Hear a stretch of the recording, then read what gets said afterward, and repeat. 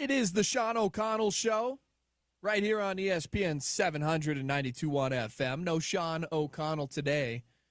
Final day that myself, Brice Larson, alongside Jordan Bianucci, James Peterson behind the glass, are going to be filling in for one Sean O'Connell. He'll be back on a Monday edition of the Sean O'Connell Show. Do want to remind you that the Sean O'Connell Show is brought to you proudly by Big Willie's Sports Bar in Salt Lake. From craft food to craft cocktails, they are the sports bar. Check them out today at 1717 South Main Street. And a loaded slate for a Football Friday on a bye-week edition of the Sean O'Connell Show. Jordan Bianucci. Yes, a Football Friday with a terrible game tonight in Provo. No game for the Utes. A baffling game between Cincinnati and Iowa State. Hey, look, at least we had some excellent Thursday night football last night. We did, and we'll break that down for you coming up here in just a couple of minutes. Talk about that Rams-49ers matchup and more.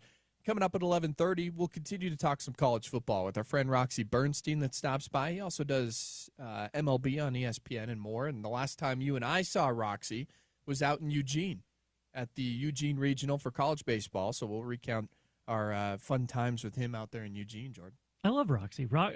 Maybe I sneak a Cal question in for Roxy. The one-loss California Golden Bears. Roxy's a big Cal. Well, I think he went to Cal, so he's the one guest we have on that I can be like, hey, what do you think of the Bears? Then the voice of the Utes, Bill Riley, stops by today at 12:30 to talk a little bit about your Utes on a bye week. We'll get the latest on the injury situations, take a look around the Big 12, and more with Bill Riley. And then at 12:45, Lee Sterling. We're going to talk with him some college football, get his best plays of the weekend and more.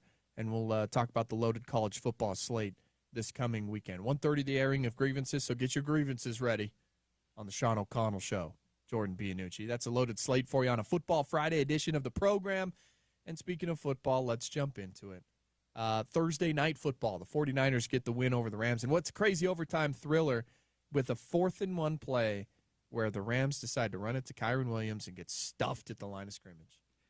Yeah, I mean, look, the Rams had no business losing that game. That's I don't know if embarrassing is too strong a word, but the Niners had nobody. They had a backup quarterback on one leg, no Kittle, no Pearsall. I'm going to miss a ton of guys. I mean, just there was nobody, no Ayuk. Juwan Jennings. No Juwan Jennings. No Nick Bosa on defense. And I just don't get it. I don't get the Rams. I know that Shanahan just, except for that NFC Championship game, which is, hey, that's the one that counts. He's just owns McVay for the most part. But that was excruciating for the Rams and a great win for the Niners. It was a really slow start for the Rams as well. Yeah. The way that they went down early in that game, and then they had to come all the way back, push it into overtime. They had the fumble at the goal line from Kyren Williams, who, by the way, since he's entered the NFL, has had the most fumbles of any running back, most fumbles lost of any running back in the National Football League. It's not great for the Rams in terms of anything. And then you have the questionable play call where even after the game, Sean McVay steps up to the podium and says, yeah, that one's on me. That was a bad play call. Probably should have put it in Matthew Stafford's hands. Yeah. And, yeah, absolutely, I'd agree with that. Probably should have put it in Matthew Stafford's hands. Probably, but, you look at the comparison between – you would think, okay, Mac Jones, backup quarterback with a bad knee going up against Matthew Stafford, a Hall of Famer. Mac Jones was 33 of 49. Stafford was 30 of 47. Mac Jones threw for 342 yards and 2 touchdowns. Stafford threw for 389 and 3 touchdowns. I think that says more about the Rams' defense, maybe, than it does about, because Stafford, that's a good game. Not a great game, but it's a solid game. And he pretty much did that in 3 quarters. Yeah. Because he didn't do anything in the first quarter, which is insane. I'm looking at that going, that's ridiculous. Like, the Niners were great at a lot of points in that game, but that is a game you have to win if you're the Rams. You just do. I just, man, can't get over that is a game where everything is set up for you to take control of that division in a lot of ways. And you blew it. Yeah, no doubt. You take a look at the NFC West standings now. San Francisco leads it 4-1 overall on the season. Seattle right behind them at 3-1. They play the Tampa Bay Buccaneers Sunday afternoon. The Rams fall to 3-2, and then the Arizona Cardinals are 2-2.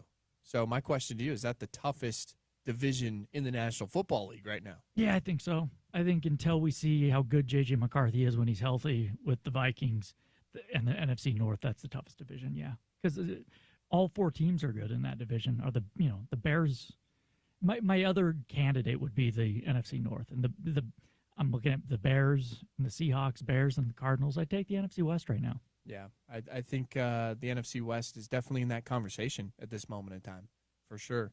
We'll take a look at the rest of the NFL slate as we go throughout today's show. Not a ton of matchups that jump out at you, but it's always these weeks in the NFL that have like the wildest NFL football games. Like when you don't have the marquee, quote unquote, marquee matchups, the big names going against the big names. These are always the weirdest weeks in the NFL. Big time comebacks. Strange, like the witching hours, that final hour of football where wins become losses and losses become wins. And this weekend, I feel like we're going to have a lot of that just because we're looking at this going, not great matchups in the NFL. These games, I think, are going to be a lot closer than what we expect. I hope so, because they are not good games, just looking at them. We'll see. Last week I wasn't expecting a great morning slate of games, and you got a lot of good ones. Yeah, no doubt about it. So we'll take a look at that as we go throughout the rest of today's program. Let's jump over to college football. Of course, Utah's on a bye. We're going to talk with Bill Riley about the health of the team. Big storylines going into an Arizona State game under the lights here in Salt Lake City.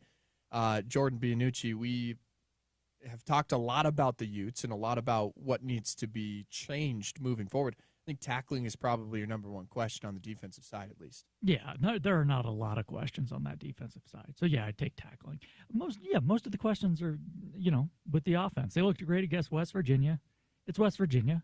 So, absolutely. We're going to get a lot of questions answered against Arizona State, and I think we'll be able to start making some definitive statements about this team after that game. No doubt about it. We talked with Riley Jensen, former Utah State quarterback and current mental performance coach up at Weber State, this morning on Brice and Bianucci over on 103.9 and 98.3. And if you missed that conversation with Riley Jensen, you can find it on the Brice and Bianucci podcast. But what we discussed in terms of Devin Dampier, he brought up a concern that he doesn't think that he's a natural passer.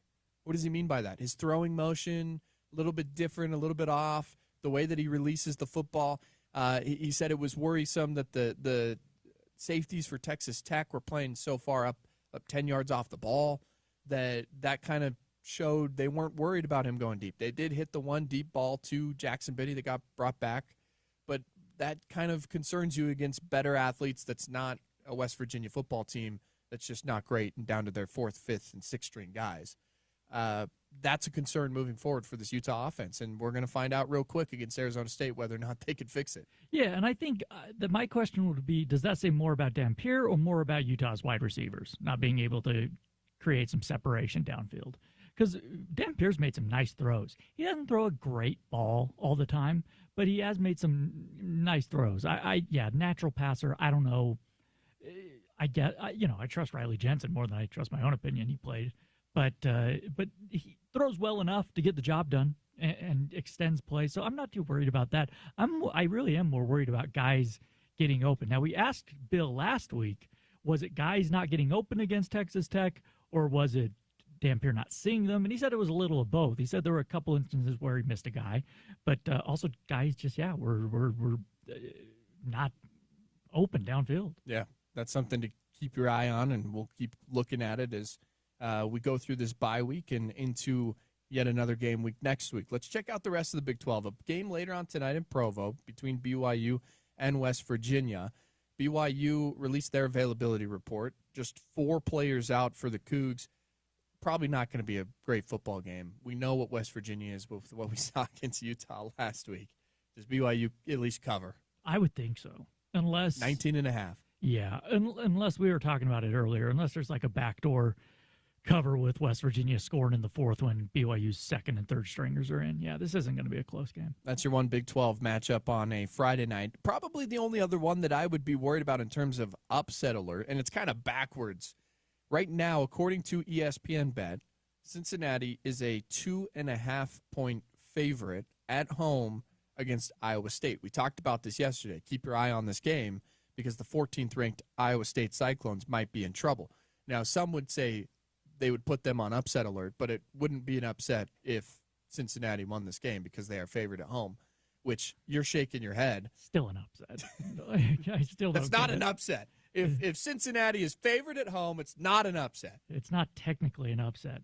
It's in the spirit of the law. It is not an upset. I do not look at the AP poll as any written code in college football. How about our eyeballs? I don't trust. How about our eyeballs? I do not trust the AP top 25 with anything. Yeah, I don't. From what we've learned in the last 10 weeks. Have you watched Cincinnati play this year? Yeah, I watched them beat Kansas on the road. But you've watched Iowa State, and you're going, even with the... Yeah, I watched Iowa State squeak by K-State. I know, in the very first game of the season. I watched them handle Arizona, who I didn't think was that bad. I don't know. I thought Iowa State was really good. Here's the reason. One thing that we failed to mention in our breakdown of the game yesterday, and when we were talking about this, you take a look at the availability report for Iowa State, and it is brutal. 16 different players listed as out for Iowa State this weekend, 2 of which are starting corners for this defense. So that is a very large portion of this conversation. Whether we've seen Iowa State or not earlier, they're without a lot of dudes that made them play the way they've played in the first couple of weeks of the season. Okay, so here's my question, and you can weigh in on the text line, and I want your answer. If you're a Utah fan, you have one loss. You want to see Iowa State lose this game? I think I do. If I want Utah in that Big 12 championship game, yeah. I want to see these other teams get beat up a little bit. Absolutely. Here's the debate, because you want the Big 12. Is it the conference? Is it your team? You want the Big 12 to have as many teams in the college football playoff as possible to make the Big 12 look better. So you need multiple undefeated teams, maybe multiple one-loss teams. You want to make sure that, but at the same time, you want to make sure that your team gets in. So you can't have multiple undefeated teams because you're not going to make it into the Big 12 championship game. I'm saying, yeah. So, yeah, this is kind of an interesting debate. It's got to shake out in your favor if you're a Utah fan. But what is the correct way in doing that to make sure it works out for in the best way possible? In the Big 12 getting the national respect it deserves, but also Utah getting it in that championship game? That's a great question. Well, look, Utah doesn't have Iowa State this year, so they need somebody to beat them. And you might have to wait till after this weekend and see. That's what I'm saying. They might lose on the road at Cincinnati. Listen, if you're Utah, you're as much as I want the Big 12 to do well, I want these teams. I need Texas Tech to lose. I need these teams to beat each other up a little bit so that you can have a berth in the conference championship game. Once you're in conference mode, unless you're undefeated, you need some people to lose. And if you take a look at the rest of Texas Tech's slate this season, I mean, it's pretty favorable the rest of the way with who they have. Just maybe 1 or 2 tests the rest of the way, and that's about it. But, yeah, you're right. You need them to lose at some point this season. Does Iowa State play Texas Tech in the regular season this year? I'm going to have to pull it up. The internet is not working in my favor at this moment. That's not great. Yeah. It's not helpful for the show. Because they could, I don't know. We'll see if they play each other. But, yeah, you need because I'm trying to think who else on Iowa State's schedule. I don't think BYU beats them. I could be wrong about that. That could be a very close game. But this is an opportunity for you to get, and not that Utah's not in the race right now, but they could get back in the race with a little, an Iowa State loss this weekend. Especially, by the way, Iowa State, if they lose to Cincinnati, and we'll look at the rest of their schedule, they have tougher teams than Cincinnati on there, though. So they could be a 2-loss team, and that really helps you out. Okay, so Iowa State the rest of the way goes, obviously, to Cincinnati, to Colorado. They've got a home game against BYU, home against Arizona State. on the road at TCU. Then they finish with Kansas and Oklahoma State. So their toughest games left are going to be, well, this week against Cincinnati. We'll see if they get past them. BYU at home. We'll see how that works out. Arizona State at home, on the road at TCU. To be honest with you, on the road at TCU might be their toughest game. Yeah, I think so. Arizona State, TCU back-to-back for them? Arizona State and TCU. Yep, they go BYU, Arizona State, TCU 3 weeks in a row. So, this is just Iowa State-wise, this is a huge game for them. This game could decide whether they go to the Big 12 championship or not, because I don't think they're coming out of that stretch with BYU, Arizona State, and TCU 3-0. I bet you they're losing one of those, and I agree with you. I think it would be TCU. So Texas Tech the rest of the way. They're going to be at Houston this weekend. They've got Kansas, Arizona State on the road. Okay. Oklahoma State, Kansas State, BYU at home, UCF and West Virginia. They've got an easy rest schedule. Really, the only two teams that I think are going to give them a hard time, maybe, on the road at Arizona State. It's going to be a tough game to win. But you've got BYU at home with a freshman quarterback in Lubbock. Against that defense? Yeah. Yeah. No, I'm taking Texas Tech. Which might not even be able to run the football against them. We saw them against Utah. It was tough to run the football in between the tackles. L.J. Martin down at BYU is going to have a hard time toting the rock against that Texas Tech defense. Oh, yeah. So who will Texas Tech play in the Big 12 championship is what we're getting at. Yeah, so you might want Iowa State to lose this weekend. If you you're a Utah fan. There's no reason. They already have one loss anyway to Mississippi State, so I don't know that it would hurt the Big 12 too much if Arizona State lost to Mississippi State. Yeah. So Iowa State, they're undefeated still, right? Yeah. So you're right. You're right. Need a loss. Is that what you're cheering for this weekend? Is that what you're cheering for personally? Yeah, I mean, I want to see local teams in the Big 12 championship game. Yeah. So absolutely. I want to see BYU and Utah. Big 12 championship game. There's another question. We had talked to BYU goes on the road and beats Texas Tech. Yeah. Well, here's my question. We had talked to OC about this off the air. Would that be take away the Jazz? We'll take away the Jazz and the Bulls NBA Finals and the Olympics. Would a Utah BYU Big 12 championship game be the biggest sporting event in the history of the state? I don't know. Wouldn't it? I think so. Something bigger than that for a college football playoff berth?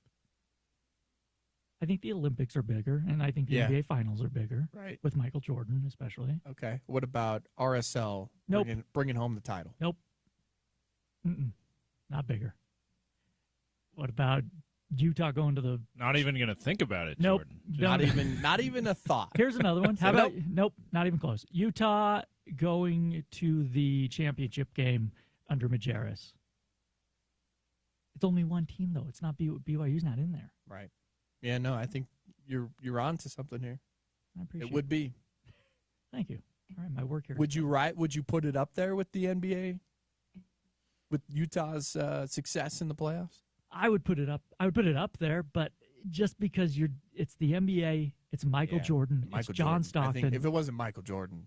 It's one of the Here's the thing. If it was Jazz Pacers, which almost happened in 98. Right. Probably not as good as a potential holy war in the Big 12 championship game. Obviously, also, if the Jazz win, that's bigger than no matter who they're playing. That's a bigger deal than even the holy war in a Power 4 championship, in my opinion. Maybe other people disagree. The other one that I would put in there that I think the holy war would still be a bigger deal is Utes 2 Rose Bowls, especially the one against Ohio State. I think. If you're gonna put the Majerus championship game for the Runnin' Utes in there, I think their Utes Rose Bowls should also. I think they're at a similar spot, even though one is playing for a championship, one is not. I think there's still similar things. Football's a bigger deal than college basketball, so that probably is why they're on similar footing there. But I still think I think we all agree, Jordan. I think this would be, other than the Jazz finals runs, a BYU-Utah Holy War Big 12 championship game would probably be the biggest game in the state's history. Bigger than that Las Vegas Bowl? 2015? Just slightly. That's until the Mammoth hoist the Stanley Cup. Right, a Stanley Cup this summer. A Stanley Cup might trump that as well, especially if it's against an original six team like we talked about. That would be the equivalent to the Jazz playing Michael Jordan in the finals. Mm-hmm. They play if it's like they've beaten Nashville. Oh, Nashville's in the West, isn't it? Anyway, it's beaten. It's a good, like I'm trying to think of. I'm trying to think of a lesser known or a lesser, known Eastern Conference franchise that would be the Carolina Hurricanes. Yeah. If it's the Mammoth beating the Carolina Hurricanes in the Stanley Cup final, especially if it's not a competitive series, Holy War trumps that in a championship game. But like you beat the Bruins or the Rangers winning the Stanley Cup, that probably trumps the Holy War Power 4 championship game. It should, but I wonder if it happened 20 years from now, I think it would. But is there enough? The Mammoth are new. So that's part of it too. We're not attached. There's not that emotional attachment yet. Not the history that with all the emotional investment over decades like there is with BYU and Utah. That's a good point. Yeah, college football might as well be the NFL in this state. Well, yeah, there's nothing else. Absolutely. That's the football. That is where people put their money. That's what we care about the most here in the state. So absolutely, it would be the biggest thing. That's my question for James, too. Is college football here more popular than the Jazz? Because when the Jazz are good, the Jazz are, holy cow. I mean, that's it. Yeah, I will reluctantly say yes because as a basketball fan first, I've loved the basketball history in this state and more the Jazz history. I didn't get that attached to the college basketball history in the state. I know lots of people have, and that was rich, especially during the Majerus years with Utah. But that, as a kid, I had you couldn't have told me. I couldn't have told you when Utah and BYU played every year. I could tell you when the Jazz played, right? Yeah. And I might have been an outlier with that. But that signaled, at least in my experience, the Jazz were the biggest deal, and especially when they were in the Western Conference Finals about every year, making those back-to-back years in the finals, even the D. Will years when they were competitive in the Western Conference. I would say that was a bigger deal than college football around here in those times. That 20 to 30 year window, but I think in the last 15 years, I think that as the Jazz have been less competitive, even in the Gordon Hayward / Donovan Mitchell, Rudy Gobert years, that run, it was super exciting. Everyone was juiced about it, but I think that was also coinciding with Utah leveling up in the Pac-12, right? Yeah.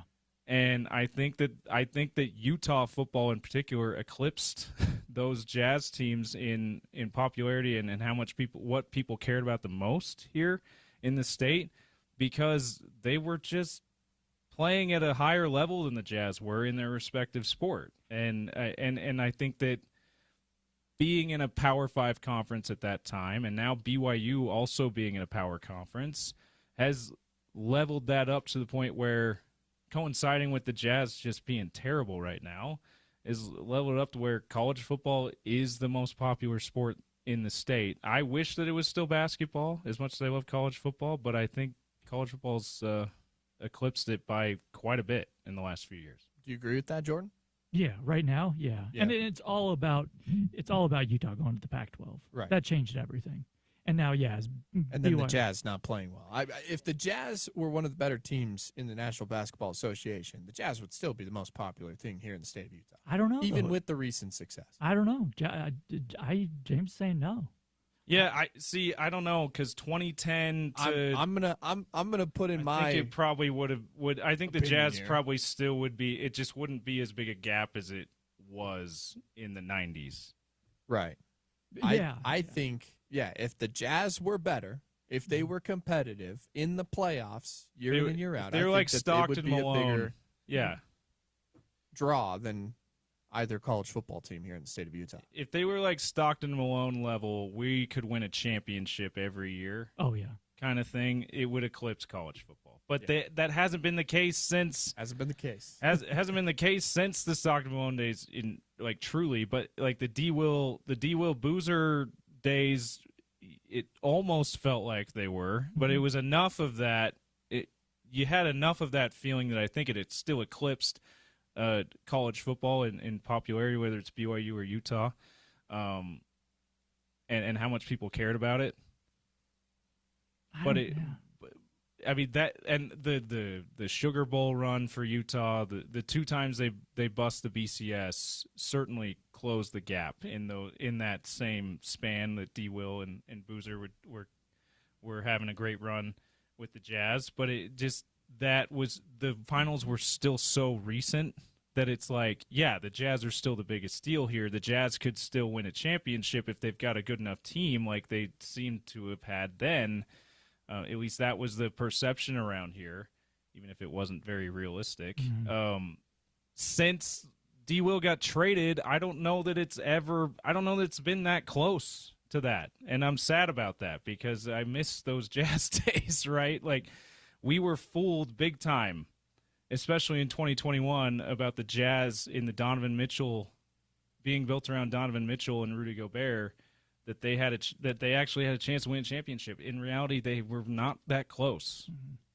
All right, Utah and BYU, at least in the last couple of years, have been a lot closer. We want your text messages over on the text-in line at 877-353-0700. Coming up next year on the Sean O'Connell Show, we'll get into a conversation with Roxy Bernstein, and then we'll get back to your text messages. We want your opinions on what we're talking about here. What's bigger at this moment in time to you, the listener?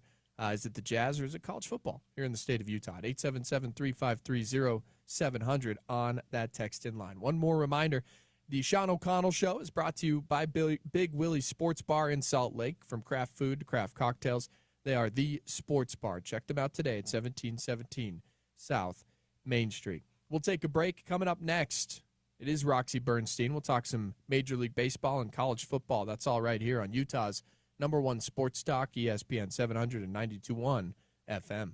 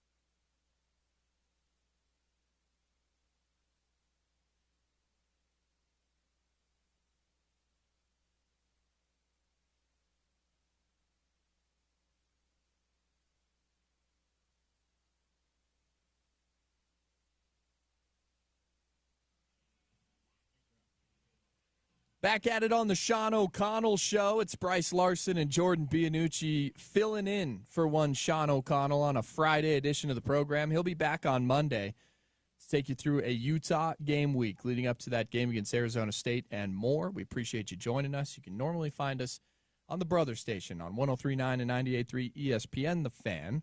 But right now, let's talk some Major League Baseball and college football with the one and the only Roxy Bernstein from ESPN. And Roxy, glad to have you back on. The last time we spoke was in Eugene for that regional between Oregon and Utah Valley. How have things been since? Busy, but good busy. You know, just got done working the American League Wild Card Series last night here in New York, and on my way to Seattle for a American League Division Series now, ready for the Mariners and Tigers after just in a lot of ways, a historic night at Yankee Stadium last night. Roxy, I wanted to ask you about that right off the bat. First of all, two-parter. What was Cam Schlittler doing that made him so dominant? And then second, just what was it like to be in the Bronx last night? That crowd was insane. That atmosphere was incredible. Well, okay, let's start with Cam Schlittler first. And, you know, it's funny. Like last night, I had to be very deliberate the way I said his name just to make sure you didn't screw it up. Because if you screw it up, that's a pretty bad lane to go down. His stuff was electric last night. He was phenomenal, pounding the zone consistently. The Red Sox got one guy to second base all night. He was continuously getting ahead of hitters. The Red Sox just didn't have an answer. His stuff was phenomenal. And what we saw last night was historic. It had never been done before, ever. Not necessarily by a Yankee or by a rookie. That has never happened in the postseason. In a major league game where a pitcher struck out 12 with no walks and no runs. And it was in a winner-take-all game 3. You're wondering how a rookie will handle that situation. And he wasn't fazed by the big stage of the atmosphere there last night. He was so dialed in from the opening pitch. He was blowing low hundreds with his fastball. And it was really exciting to watch something like that because you could see instantly that he had something special working for him last night. And it really is a great story because he grew up a huge Red Sox fan. We were talking about this last night. When he was 3, his dad took him to the 2004 Red Sox World Series Championship Parade. Grew up a huge Red Sox fan, about 20 minutes from Fenway Park. His dad is the chief of police in Needham, Massachusetts. And then one of their own comes back to haunt the Red Sox last night. But that atmosphere, you could get a sense for the adrenaline, the rush, the electricity in the crowd, what was at stake, winner take all, playoff game, Red Sox, Yankees. The atmosphere doesn't get any better than we had last night. What's the feeling around Aaron Boone in New York? Is it a World Series or bust? He's gone if he doesn't get there. What's the vibe like with the skipper in New York? There's some frustration, I think, with the fans, but I think it also I don't want to say a sense of entitlement for Yankee fans that they expect World Series or bust every year, but he went to the World Series last year and dealt with some injuries last year and navigated through a tough stretch, 94 wins, tied for the division lead with Toronto. The Blue Jays had the tiebreaker. They had the better seed in the postseason. But there's always pressure, and you're always going to be under the microscope when you're the manager of the New York Yankees. It's a different New York Yankee establishment now with George Steinbrenner having passed away and his family still running it. Hal Steinbrenner's got a different outlook than George did. George, if you didn't win, he considered the season a failure. Where Hal looks at it with more the glass half full, that realizes, hey, look, you're not going to win it every year. And Aaron Boone's been in the playoffs every year but one. And I think it's unfair in a lot of ways, but it also comes with the territory when you're the manager of the Yankees. So let's say they don't get past the Blue Jays. I'd be pretty surprised if Aaron Boone got let go. He's had a lot of success here, and I get it. There's some frustration, and people were criticizing him after they lost Game 1 to the Red Sox and some of the managerial decisions that he made. They won the series, and now they're moving on. Roxy Bernstein's here with us for a couple more minutes on the Sean O'Connell Show, ESPN 700 and 92.1 FM. Roxy, there's currently a conversation going on about the expanded playoffs and whether or not it devalues the regular season of Major League Baseball, specifically with the Cleveland Guardians and the Tigers matchup that we saw with the Guardians having to face the Tigers. What are your thoughts on division winners not getting a bye and having to fight in this 3-game series with the wild card? And does it devalue the regular season and what happened there at all?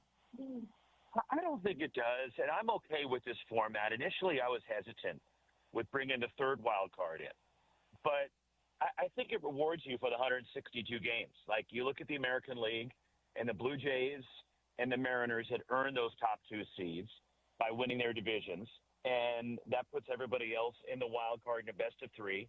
The Guardians did have the advantage of that series being played in Cleveland. They didn't win it, obviously. So the Tigers are moving on to face the Mariners and heading out west for Game 1 tomorrow. But yes,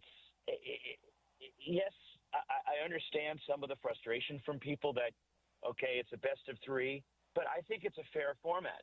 And give the Guardians a lot of credit. My goodness, this team came, the middle of July, they were 15 and a half games back, and they won the division. That's incredible what Stephen Vogt did with that team, considering that they lose Emmanuel Clase, their lights-out closer, because of the off-field gambling issue, that he's currently suspended. They gave up with a deadline. They traded Shane Bieber, former Cy Young Award winner, thinking they were out of it. And here they are in the playoffs. It's really a remarkable story, and the greatest comeback we've seen in Major League history for a team to come from 15 and a half back. This format works, and it was crazy last Sunday. Every game that involved a playoff team had importance. The seedings basically were still up for grabs. And this format, I think, plays more favorably than the previous formats. I like the best 2 out of 3 in the wild card situation instead of just a 1-game playoff to see who gets in. Roxy, I thought it was impressive how the Tigers bounced back after that epic collapse in September to take 2 of 3 and win that series in Cleveland. We all know about Cal Raleigh. Who else are the Tigers encountering when they head to Seattle? Seattle, to me, could be the best team in the American League. Even I know with the performance we saw from Schlittler last night, and certainly Max Fried, the way he's pitched, and what the Yankees have. The big question with Seattle is the health of Brian Wu, their all-star starter, who had to leave the second to last weekend of the season with a strained pec muscle when he was facing the Houston Astros. But when Seattle was aggressive at the deadline, made the moves to go get Josh Naylor, to go get Eugenio Suarez, it really bolstered their lineup. They already had Cal Raleigh, who is having a season for the ages. We haven't seen a catcher ever do this before. So, to me, with the bullpen as tough as it is for Seattle, and if Wu is healthy, to me, even though they're the 2 seed, the Mariners could be the team to beat in the American League. All right, Roxy, before we let you go, we got to get you your thoughts on some college football here. We're here in Big 12 country, of course, the home of the Utes. What are your thoughts on the Big 12 right now? Of course, Utah loses to Texas Tech. There's a couple of really good football teams in this conference. How do you see the rest of the season playing out here in Big 12 country? It's kind of a free-for-all, right? Just when you think you figure things out, you really haven't figured anything out. And, like, for example, I was thinking, okay, TCU, here's a team that could maybe take a run at the Big 12 title. I'm not saying that they can't, but they blow that 17-0 lead last Friday night at Arizona State. And all of a sudden now, and Josh Hoover had a couple of bad mistakes in that game, and so TCU takes a step back. Texas Tech is really good. And I like the way Utah rebounded against West Virginia last week. I think that was really important for them. But from week to week, it really is tough to figure out the Big 12, maybe more so than any other league in college football, just because I think there's so many good teams. There's no dominant team in the Big 12, but a lot of really good football is being played. So that makes it more challenging and leaves the race wide open. For example, we saw Arizona State come out of nowhere and win it last year.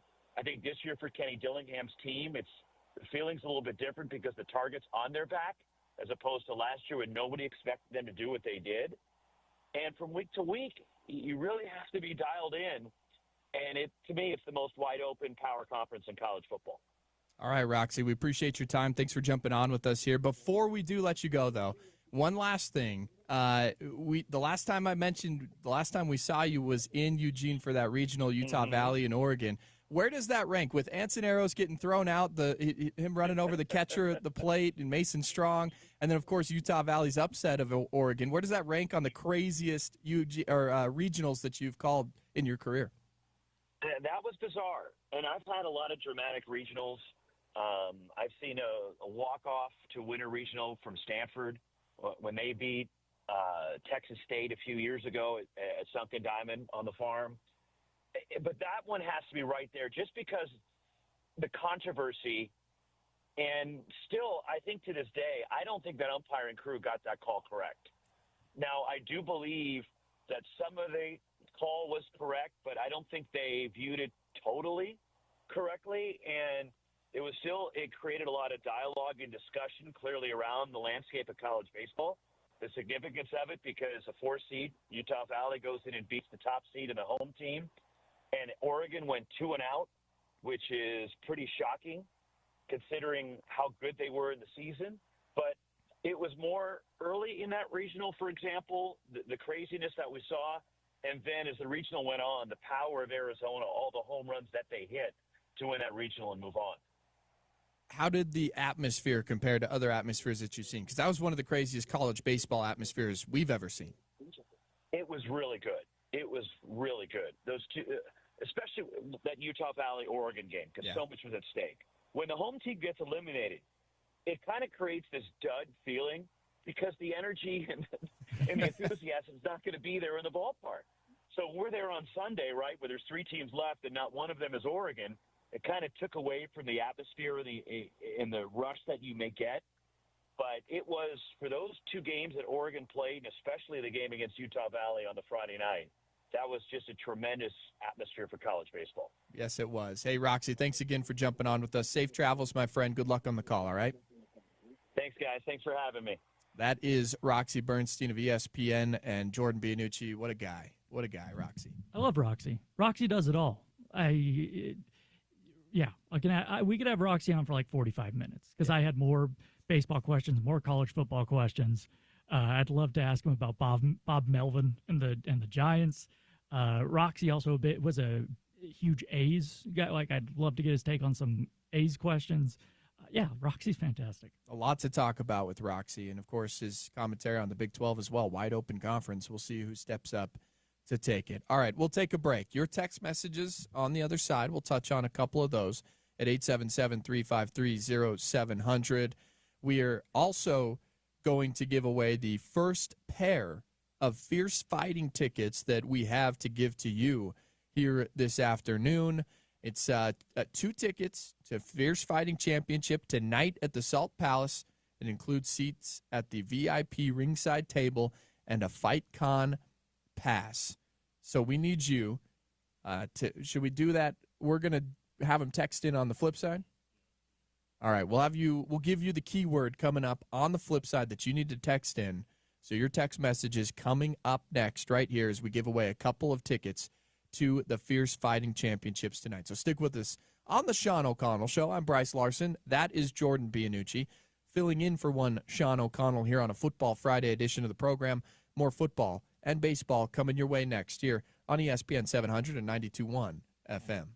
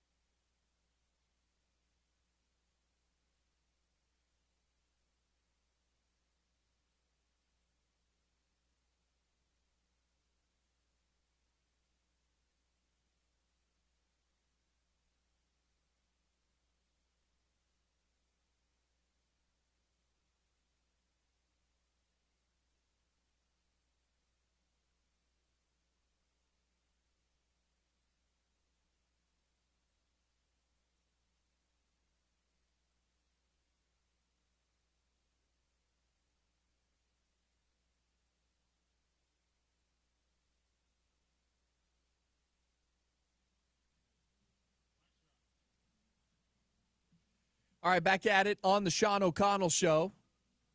11:49 this morning on Friday, October the 3rd. We're into the month of October already, Jordan. Boy.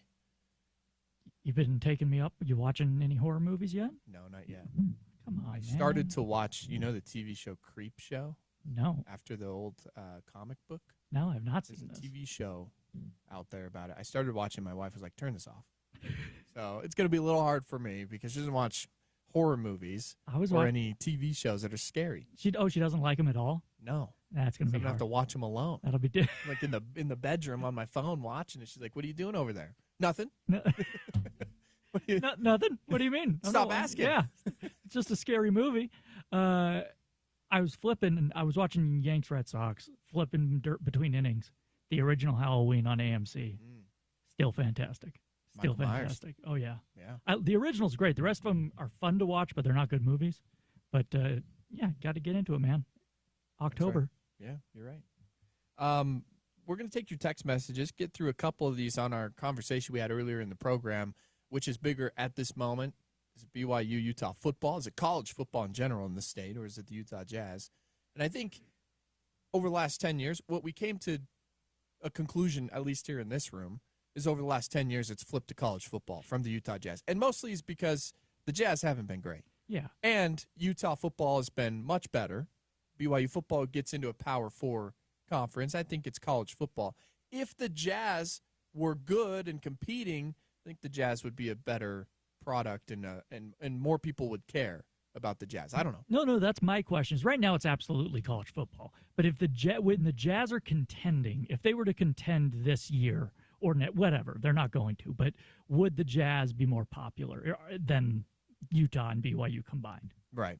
So a couple text messages coming in on the text-in line and a few that we should probably touch on, and then also give some tickets away here in just a couple of minutes to some Fierce Fighting Championships as well. One that I want to bring up here, pro will always be bigger than college. BYU and Utah divides the state. Anything pro unified the state. Jazz fans are still Jazz fans, good or bad. This will always be a basketball state first. I get it. Yeah, listen. In a conversation of unifying the state, yeah, we're all Jazz fans. Whereas, college football fans, you're either one or the other, right? Or maybe you got Utah State or other. In terms of popularity, though, is college football more popular at this moment in time than Jazz basketball is? Sure. It is. Yeah. And if the Jazz were better, would it be more popular? I don't know. I would defer to James on this one, too, because I don't know. I would think the Jazz would be, but, boy, people like college football here. Yeah, I think that the fact that fan bases get unified with the Jazz is completely irrelevant. We're talking about the combination of care factor and popularity from the BYU fan base, the Utah fan base primarily, and then as Brice said, secondarily the Aggies fan base and others. But the combination of that, and the Aggies have had some good years over the last 10, 15 years too. Not quite as consistent as Utah, certainly, in the Mountain West, and a different level, of course.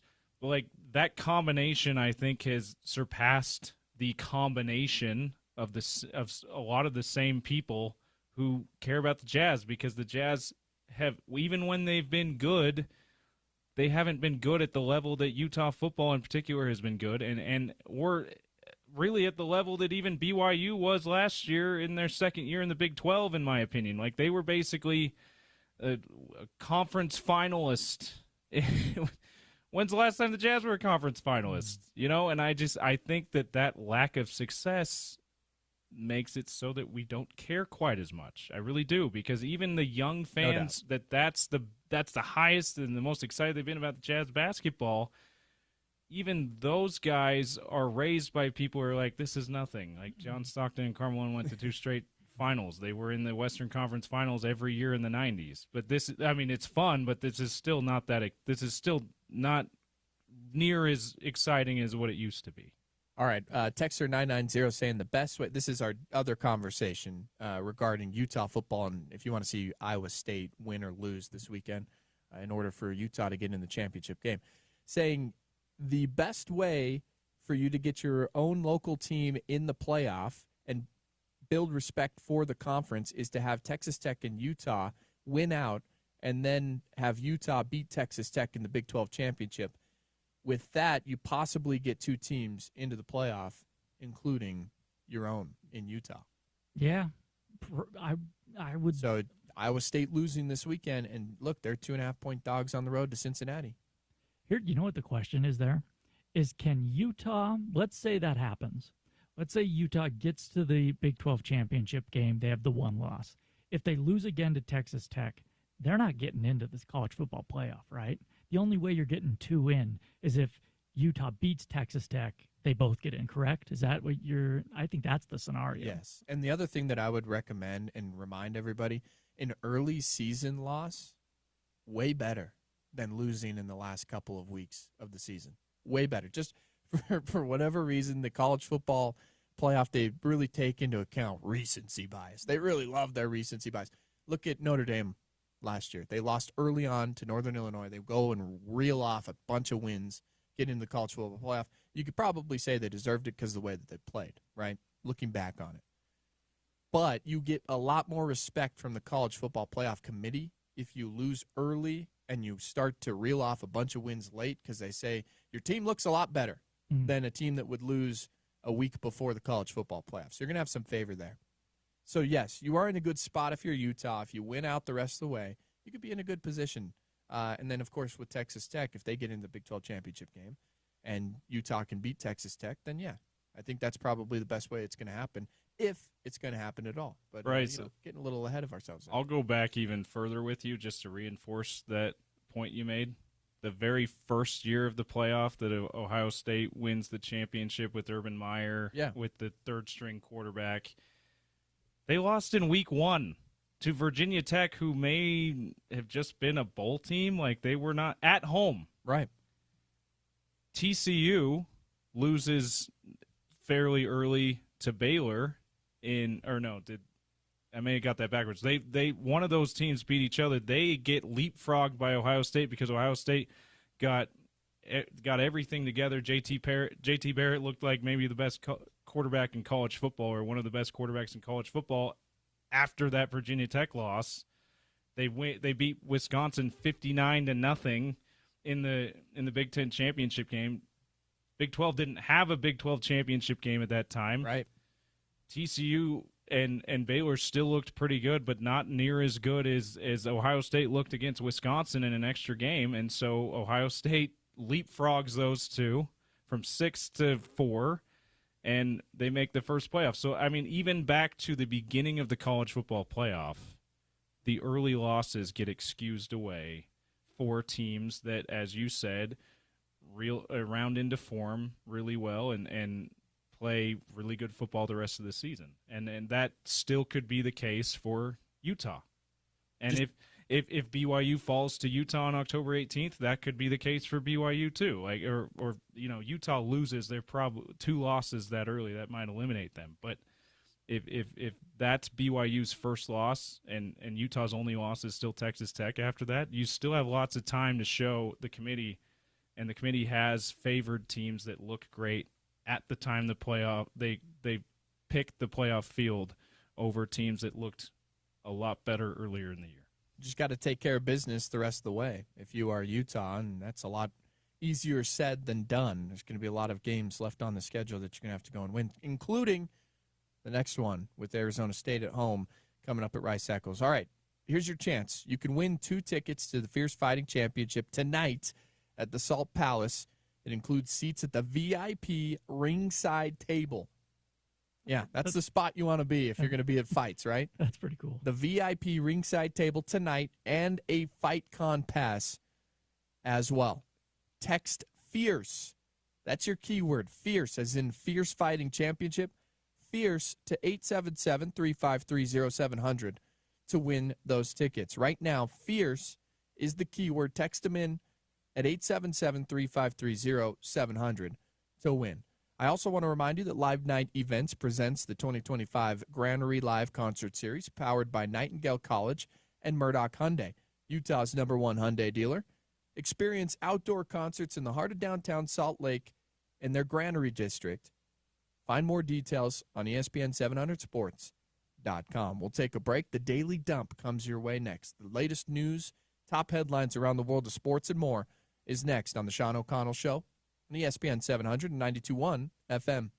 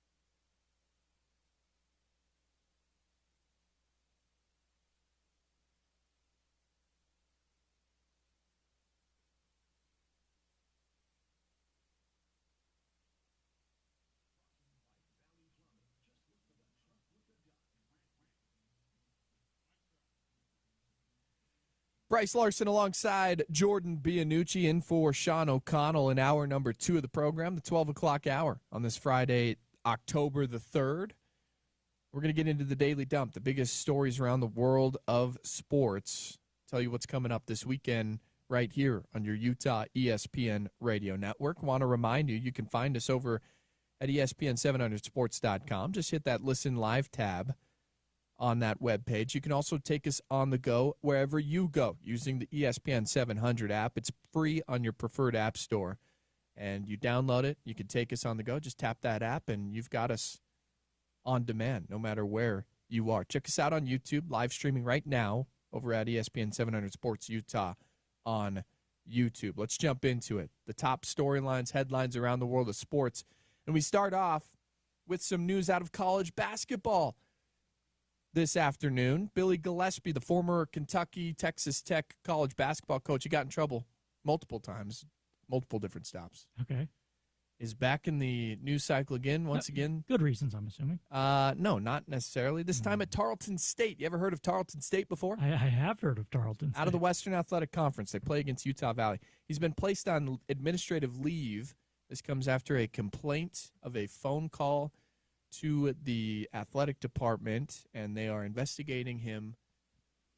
No specifics reported on yet, but knowing the past allegations against him may be something allegedly related to the way he treats his players. What did he get in trouble with before? It was just the way he treated players, like verbally, physically abusing, allegedly. Still getting jobs, huh? Yeah, pretty interesting stuff. So now he's been placed on administrative leave once again at Tarleton State. Perfect guy to be molding young minds. That's right. At the at the lower mid-major level, yeah. that actually is what you're still doing in college in a lot of places. It's not like when he was at Kentucky and Texas Tech, where it's like these kids think they're pros, specifically at Kentucky. So the molding of their minds is not as big of a deal. But at a place like Tarleton State, like, how did this guy even get another job at a lower level school like that? Jeez. Interestingly enough, Billy Gillispie has had some health issues, so he's been sidelined a couple of different times in his tenure at Tarleton State. The last time he was on the sidelines, the Texans won 25 games and narrowly missed a share of the WAC regular season title. And they still decided, no, we're going to bring Billy Gillispie back after he gets done with all of that he's dealing with. So that's the situation right now. We'll see if the investigation turns up anything with Mr. Billy Gillispie, former Kentucky basketball coach, Texas Tech as well. A couple of other places that he's been to. All right, let's jump over to Major League Baseball, Jordan. Division Series begins on Saturday.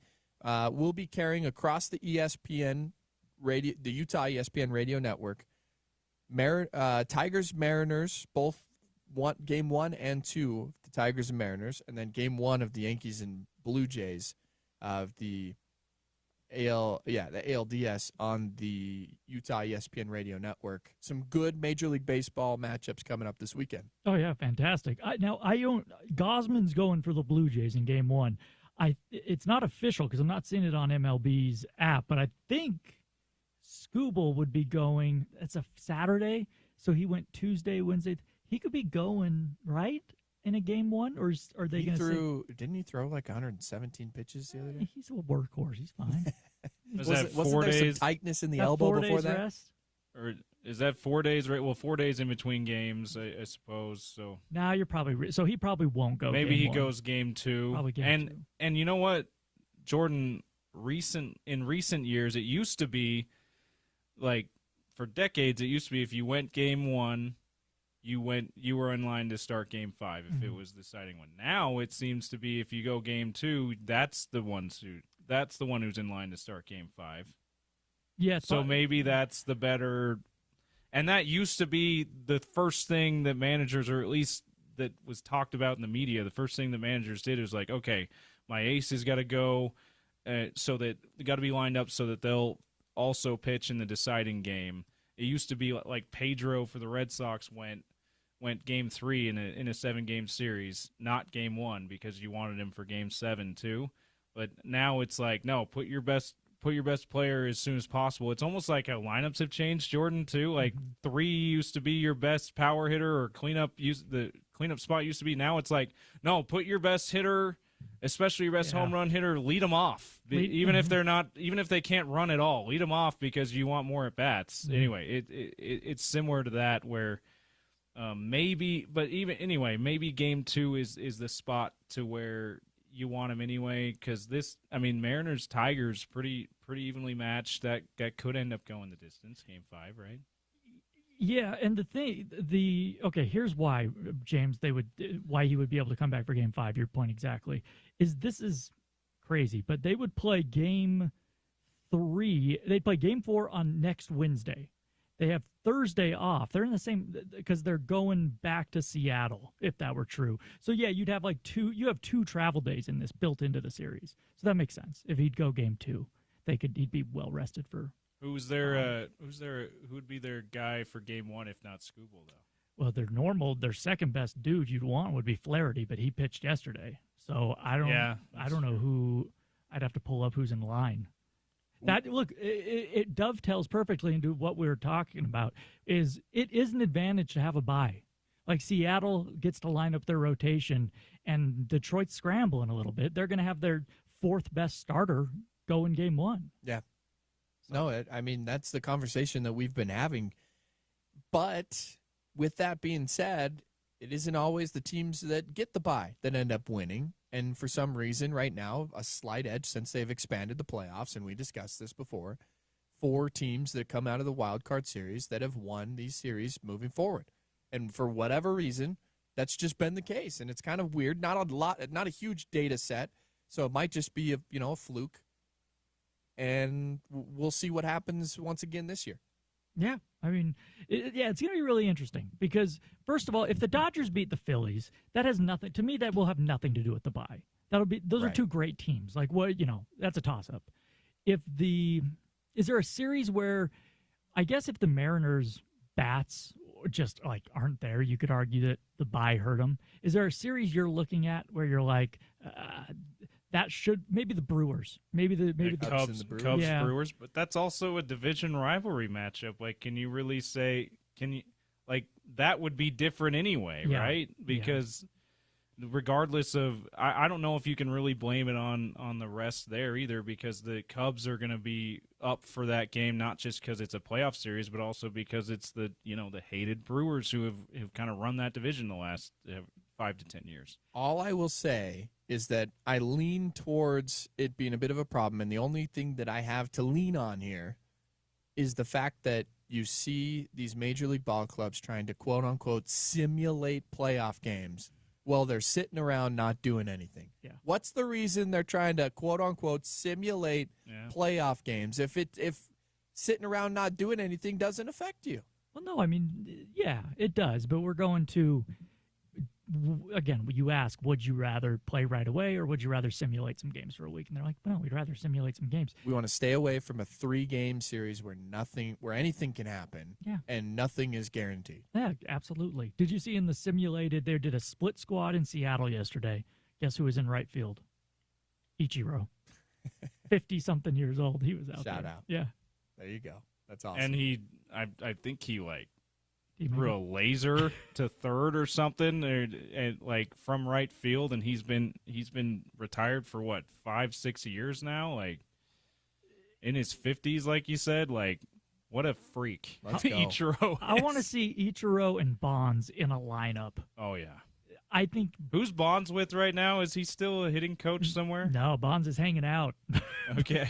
Bonds he's living his life. Yeah. Ichiro and Bonds could still hit in the major leagues. I'll put that out there. All right. I'm serious. I'm not saying I'm not saying Ichiro would hit 300 or Bonds would hit 50 home runs. They could get a hit. They could. Absolutely. Yeah. Both of those guys could still play. Little Mr. 3000 action. I'll get 3 more hits. Exactly. I'd buy that. All right. We asked Roxy Bernstein this question. I want to ask you this question. Expanded playoffs in Major League Baseball. Is it devaluing the regular season and the fact that a team won a division and got outed by the Detroit Tigers, and does it mean anything to win a division anymore in Major League Baseball? Yeah, no, I think it definitely does. First of all, you do want the buys. We can debate it. You do generally want the buys. The other thing is to win. I don't know. I think playoff-wise, does it matter whether you win your division or you have to go on the road on that? I'd rather be at home, but it doesn't matter that much. I don't know. I don't know. But it devalued the regular season? I mean, by definition, it has a little because more teams get in, but has it hurt the game?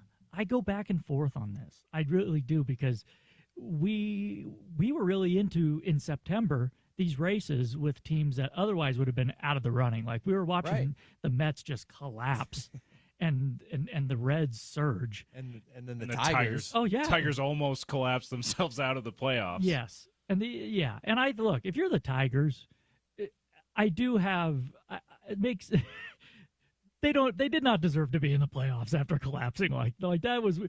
Did they redeem themselves? Yes. Did they earn it to move on? Absolutely. I don't mind where it is, but I do not want to see any more expansion. It does. What I don't want is the NBA. I don't want the MLB to be the NBA, where teams with freaking losing records are getting into the playoffs. And you know what's weird? You want the play-in tournament? Good God, I do not want the play-in tournament.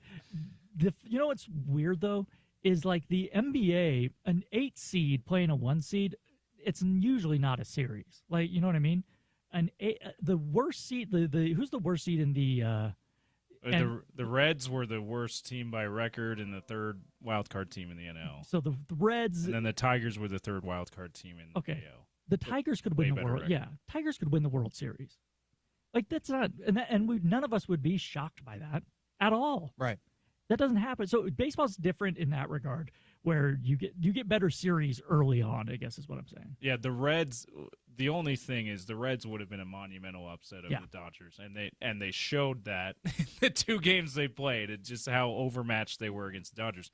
Now, if the Mets had stayed in with all their talent, that would not have been quite as huge of an upset. Still an upset, but not quite as big of an upset if they had beaten the Dodgers. That's a team that, just like the Tigers, you could be like, with the talent they have, they absolutely could win the World Series. Mm-hmm. Yeah. Right. But the Reds are the outlier this year in that regard. And I mean, Tony Jones, our guy who's now covering the Sixers in Philadelphia, huge Mets fan. He was all during Game 2 of Reds Dodgers. He was making that point. He's like, "Oh my gosh, we could have beaten the Dodgers, especially the way their bullpen's screwing up these leads. Like, the Reds have no chance, but we could have beat them." And I'm like, "Yeah, well, gotta win in the regular season, Tony." Tony, I watched July and August and September. I don't know if the Mets could have beaten the Dodgers. No kidding. All right, that's your Major League Baseball, and we'll have the playoffs here for you. The other thing that we'll have for you here on ESPN 700, Vikings versus Browns, that London game Sunday morning, 7:15 pregame start, and it will kick off at 7:30 a.m. on Sunday morning.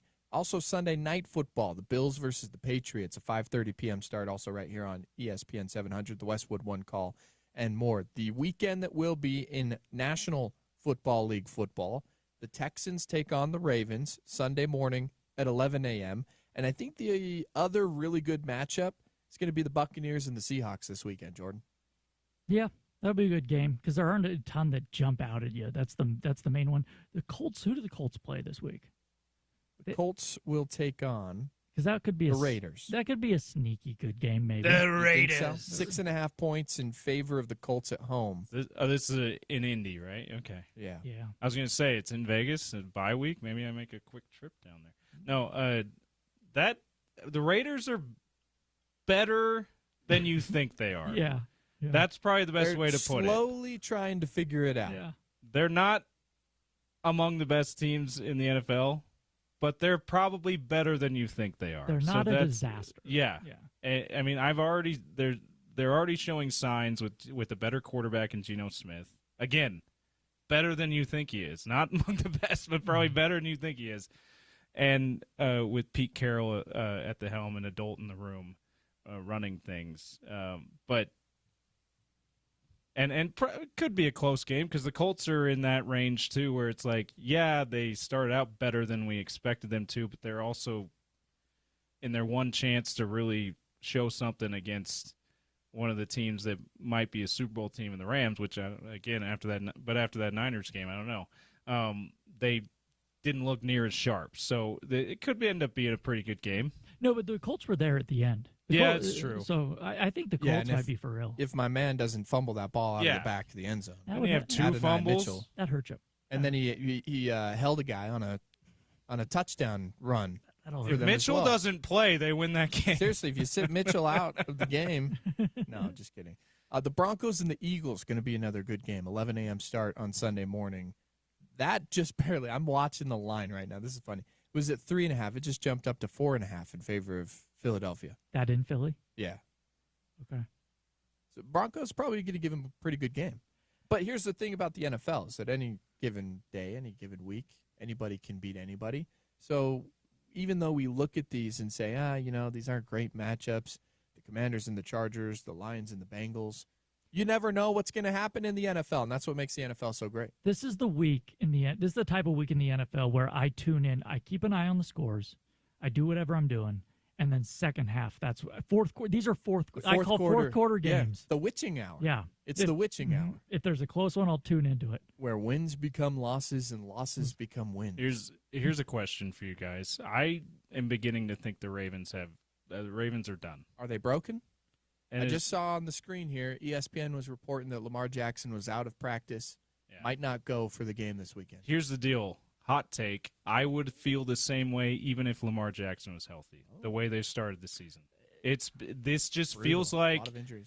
this feels like a year where a really good team thought to be a Super Bowl contender, ends up, for whatever reason, inexplicable reasons, injuries are playing a big part of it now, but even when they were healthy, the way they've started this year, it feels like that kind of season where the surprise Super Bowl favorite doesn't make the playoffs. That's what it feels like for the Ravens. I hope it turns around because I really like this Ravens team. You got Kyle Van Noy, a local guy who's still tearing it up over there when he's healthy. So there's local interest for the Ravens, and Lamar Jackson and Derrick Henry are really fun to watch. But there's something wrong with them beyond injuries. It could be. My policy with the NFL early on is September is preseason because you don't have preseason games anymore. Where They're still trying to get it all put together. Yeah, they really are. I hope that's what's going on with Baltimore, other than the injuries. I'm not sure that it is. But Baltimore might be different because you're right. Like they've been right there in some of these, like that Buffalo game, they cough it up. It's just, yeah. So what I'm not there yet. Just I got to see them play in October. So what about the Kansas City Chiefs? They're 2-2 right now. They got the Jaguars on Monday Night Football. That's a 3-1 football team. They could lose to the Jaguars and be 2-3 after Monday night. They could, but they sure looked like they put it together against Baltimore. Figured something out. But it is Baltimore. It is Baltimore. But I don't know. I think they're all hyped. Taylor Swift's new album came out today. Or are they distracted? Or that's a great question. It's Someone in that locker room is distracted. Could go either and way. It is potentially taking away from them playing good football. No, listen. After the Giants game, I was ready to say this is the Chiefs the same way I was talking about the Ravens just now. And I know it's like, well, you just said that about the Ravens. So how can a team beating them by a lot make you feel better about that team? I know it might be a little inconsistent there, but it's also nuanced. Okay, I think the Chiefs have also won 3 straight AFC championships, so you give them they get more of the benefit of the doubt. Yeah. Than like we saw the Patriots. To your point, Jordan, about September being the experimental preseason time, we saw the Patriots do that for 20 years and get out of. I said this the other week to OC. They'd get out of September sometimes 1-3, and then win the Super Bowl. Yeah. Like the September for great teams doesn't matter near as much for September for teams contenders who are also really good teams like the Ravens, right?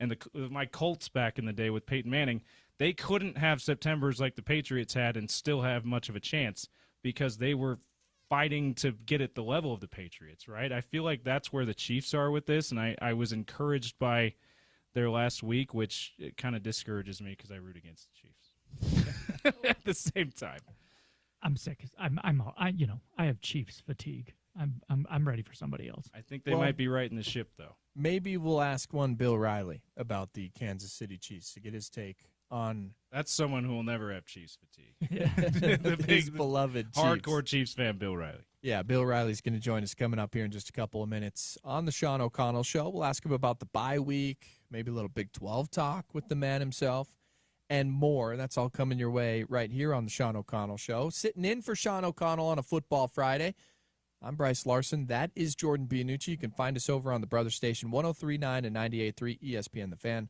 from 7 to 10 a.m. every single weekday morning. So join us on a Monday morning. We'll recap the weekend that was in sports and more. That all comes your way on Monday on Brice and Bianucci. We'll take a break. Coming up next, the voice of the Utes, Bill Riley, right here on the Sean O'Connell Show on Utah's #1 sports talk, ESPN 700 and 92.1 FM.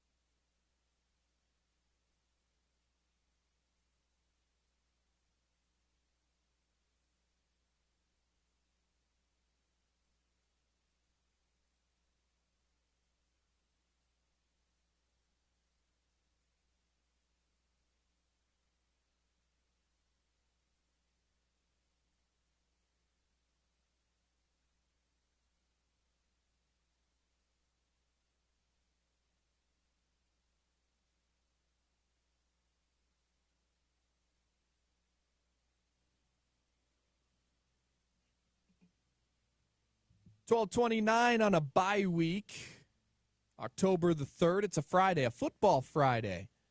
No Utah football, still plenty of college football and college football around the Big 12. We'll discuss that a little bit here. Maybe some NFL football too. Kansas City Chiefs and more, and we'll do so with the voice of the Utes, Bill Riley, who joins us on the ESPN 700 hotline. Bill, glad to have you back on the program. How have things gone in the bye week for you?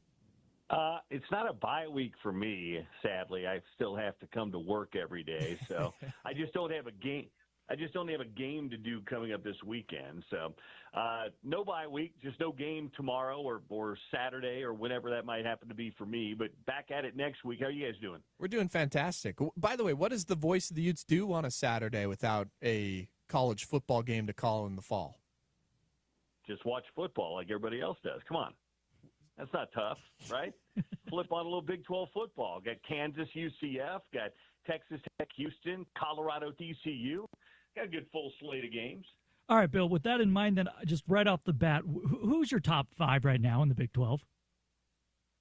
Top five of the Big 12, well, Texas Tech's got to be number one. So you're going to start with Texas Tech. I know Iowa State's also undefeated, but Tech, to me, has looked the best. And I've seen them in person, too, and they're a really good team. I'd probably put Iowa State at number two again because that's where they're at right now. They're 5-0 as well, and they've got two Big 12 wins. Number three, it becomes a little bit more difficult. I mean, you look at a team like Houston who's undefeated, but who have they really played and beaten right now? You know what I mean? So I would probably put BYU at number three right now just because they're undefeated and ranked. And then after that, I know it's not right, but I'm not a believer in Houston yet. If they win tonight or perform well tonight, they'll gain it. I would probably go Utah and Arizona State in those next two spots in my top five. That's probably how I would go in my top five for the Big 12 right now. We were discussing this a little bit earlier on the program, but what's the pathway for the Big 12 to get two teams into the college football playoff right now? And you know what? Looking at the ACC, there might be a door and an opening for the Big 12 to do that anyway because ACC is not great this year. What's your pathway to the Big 12 getting two teams in? Well, I just think you have to have teams win out. I mean, I still think there's a pathway to it right now. Texas Tech's top 10-ish team, and they're undefeated. Iowa State, top 15 team, they're undefeated. BYU, if they would run the schedule. I mean, the schedule looks tough. I mean, you're looking at that. It's going to be tough because teams are probably going to cannibalize one another. If Utah got on a run, and they certainly could do that, they could still be a playoff caliber team. I think it's there, but teams are going to have to get on runs, or if you're Texas Tech or Iowa State, you're going to have to stay hot with that, if that makes sense. I think you could get in with two losses, but it's going to be difficult to do so. But I still think there's a pathway there. There's still so much football to be played, and you don't know what's going to happen in these other conferences either. Right now, the SEC doesn't – I mean, they look good, but they don't look dominant. I think the Big Ten looks very good. Now, they may have a couple of dominant teams. Maybe Ohio State and Oregon are those teams. We'll see. But I still think it's too early to rule out multiple teams for the Big 12, but you can't have a bunch of teams with 2 and 3 losses if you want to get there. Bill Riley is here with us for the next couple of minutes on ESPN 792.1 FM and the Sean O'Connell Show, brought to you by Handy and Handy. Bill, let's talk about Utah football. Did we learn anything, if any, about this Utah football team with a beatdown of a bad West Virginia team? What were your thoughts about that win? Utah went on the road and took care of business as they should have. Well, I think what you learned is they didn't get beat twice by Texas Tech. You know, they came out and did what you're supposed to do. West Virginia is clearly a team in transition. Rich Rod's trying to instill culture and figure out who his guys are. Yeah, they're not real good. They've got a tough one in Provo tonight too. But I think Utah, they didn't. That game was never a game, guys. They jumped on them early, got out, never looked back. Dampier was a little bit healthier. He did his thing. They could run the ball. But they should have done all of those things. You know, West Virginia got a couple of late touchdowns, but the defense played pretty well too. Now, I think they did what they were supposed to do against West Virginia. The next test comes next week because Arizona State is good. That's a good football team. They're going to come into Salt Lake coming off a bye as well. So I think next week's going to tell us a lot more about Utah. Did they use the bye week well? Did they work on some things that they needed to do to clean up things a little bit, maybe tackling on the defensive side, maybe making some more adjustments offensively, because Arizona State's going to be a team that tests them. That's a top 25 team and a team that's a team that can challenge for the conference championship. And they've got championship pedigree, too, because they won the league last year. They have, I think, the best quarterback in the league in Sam Levitt, and they've certainly got the best wide receiver in the league in Jordan Tyson. So I don't know that we learned a ton from that West Virginia game, except for the fact that they put that Texas Tech loss behind them and beat up on a team that's rebuilding right now. But the big test, obviously, is a week from tomorrow. You brought up the one thing that Kyle Whittingham brought up in the post-game press conference that they need to work on. It's tackling on the defensive side of the football. How does a team work on tackling while avoiding injuries in a bye week and trying to get better in that aspect and not allowing those injuries to pile up, but still getting that live action tackling and getting better at what they need to get better at? Well, tackling doesn't necessarily mean you're beating people up. I mean, there's tackling drills, there's tackling in practice. There's a difference between going 100% and then you can thud a little bit and not have to tackle hard, but it's technique as much as anything else. I mean, if you watch Utah's missed tackles, the guys are there to make plays. They maybe didn't wrap up or they overran the play. I think what you've seen in some of the missed tackling for Utah is certainly fixable, and you've got 2 weeks to fix it. So I think there's a possibility they could do that over the bye week. All right. Well, what do you know about this Arizona State team that Kenny Dillingham brings into town this next coming week, and what should Utah be prepared for under the lights? Well, it's what I just said. They've got the best quarterback in the league. Sam Levitt is an NFL quarterback. He can throw it and sling it, but he can also run it, too. He's got 5 rushing touchdowns, and I think he's got 200 or 300 yards rushing this year as well. He's got great legs. He is a playmaker, and he's got the best playmaker down the field in the league in Jordan Tyson. So it starts right there. I don't know that their running game is quite as dynamic as it was a year ago when they had Scadaboo there, but the kid that they brought in from Army, whose name is escaping me right now, the transfer, he's a good running back too.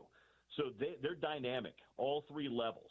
Now, Tyson is the playmaker. They've got a few other guys too, but they want to get that. They'll try to get that ball to Tyson 8 to 10 times a game.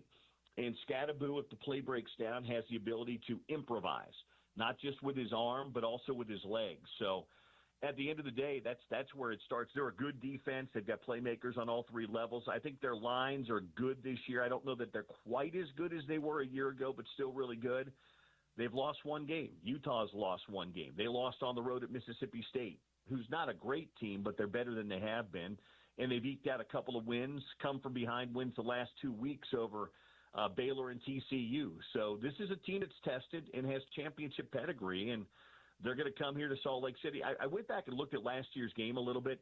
To be fair, Utah was in that game till about midway through the fourth quarter when Scadaboo broke out of a scrum and went the distance.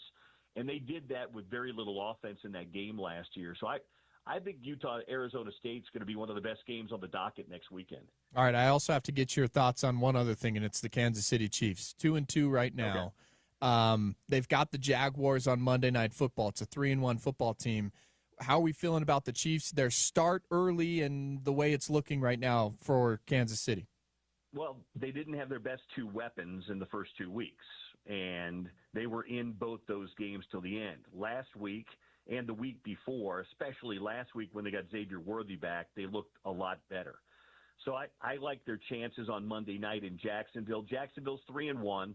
But they haven't been very good on offense. Trevor Lawrence has been pretty below average. Their defense has been what's been really good. I think they forced 3 turnovers in all 3 of their wins. So they're good defensively, but I'm not sure that they've seen a team quite as good as Kansas City yet. I think it'll be a good game. But I think the Chiefs, and they're going to get Rashee Rice back in a couple of weeks, are kind of rounding back into form just a little bit. And their defense has been terrific all year long. So, a little bit of a homer pick, but also a team that's rounding into form.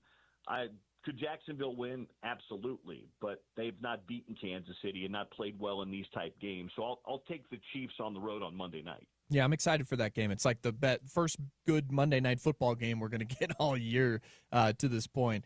Bill, before we let you go, tell us about your friends over at Handy and what they've been able to do for many around the state of Utah.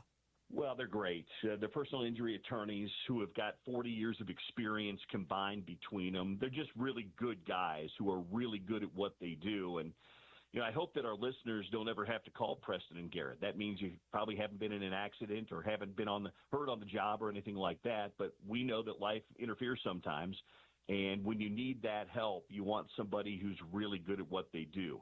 They give you great personal attention. They've got the experience in the courtroom over 40 years combined, and they're good guys that are locally owned here. And Preston and Garrett are just good dudes that I've known for a long time. So if you need a personal injury attorney and somebody that will take your case and work closely with you, I cannot recommend hire Handy and Handy. You find them online at handyLawUtah.com. And you also hear them on the radio station. They pop on weekly with Spence doing Sports Court too. So Handy and Handy, HandyLawUtah.com. Two great guys who will take great care of you and your family in a time of need. Check them out today. That's Handy and Handy Law. Bill, thank you so much. Enjoy your Big 12 football this weekend, my friend. I will, guys. I'll talk to you soon. All right, sounds good. That is the voice of the Utes, Bill Riley, right here on ESPN 792.1 FM. Any worries about the Kansas City Chiefs for you, Jordan Bianucci? I mean, not big time worries. No, September again. We'll see, if they're 500 at the end of October, I'll have some worries. But no, I'd take them to win on Monday night in Jacksonville. Look, again, it's hard to say because we were just talking about it. They looked really good against Baltimore, but we don't know how good Baltimore is either. But am I going to give the Chiefs the benefit of the doubt? Yeah, I think they've earned it. Yeah. Built up some equity. Right. Okay, coming up next, more college football loaded up in the docket, maybe a little bit of NFL as well.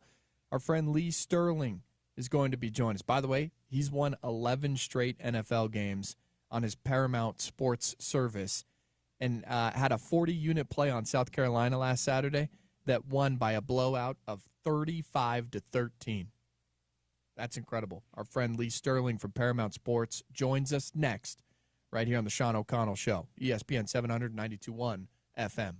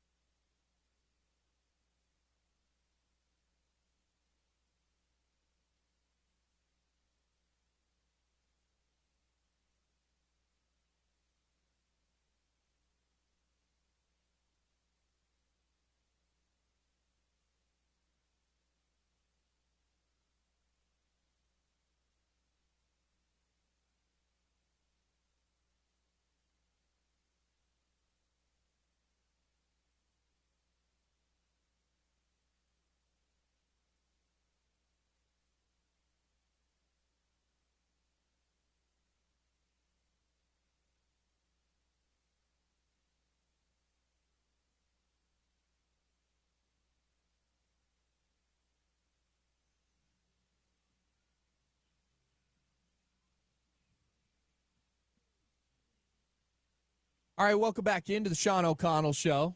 Brice Larson alongside Jordan Bianucci. And Jordan, normally we make our picks on a Friday morning during Brice and Bianucci in the Brice is Right segment, where we pick against the spread and whatnot. We made our upset picks of the weekend as well. Yes. Mine was Florida taking down Texas in the Swamp this weekend. 5.5-point dogs at home. It's a gutsy pick, my friend. I'm not going there. I'm taking them outright over the Texas Longhorns. I don't believe in the offense of one Texas. I'm not going there. Have you watched Florida? I've watched Florida. All right. That's where I'm going. Well, our next guest here has won 11 straight NFL games on Paramount Sports on his service. And he last week had a 40-unit play on South Carolina that won by a blowout of 35-13. It is Lee Sterling, and we jump out to the ESPN 700 hotline to welcome him in here this afternoon. Lee, appreciate you jumping on. How are things going? We're good.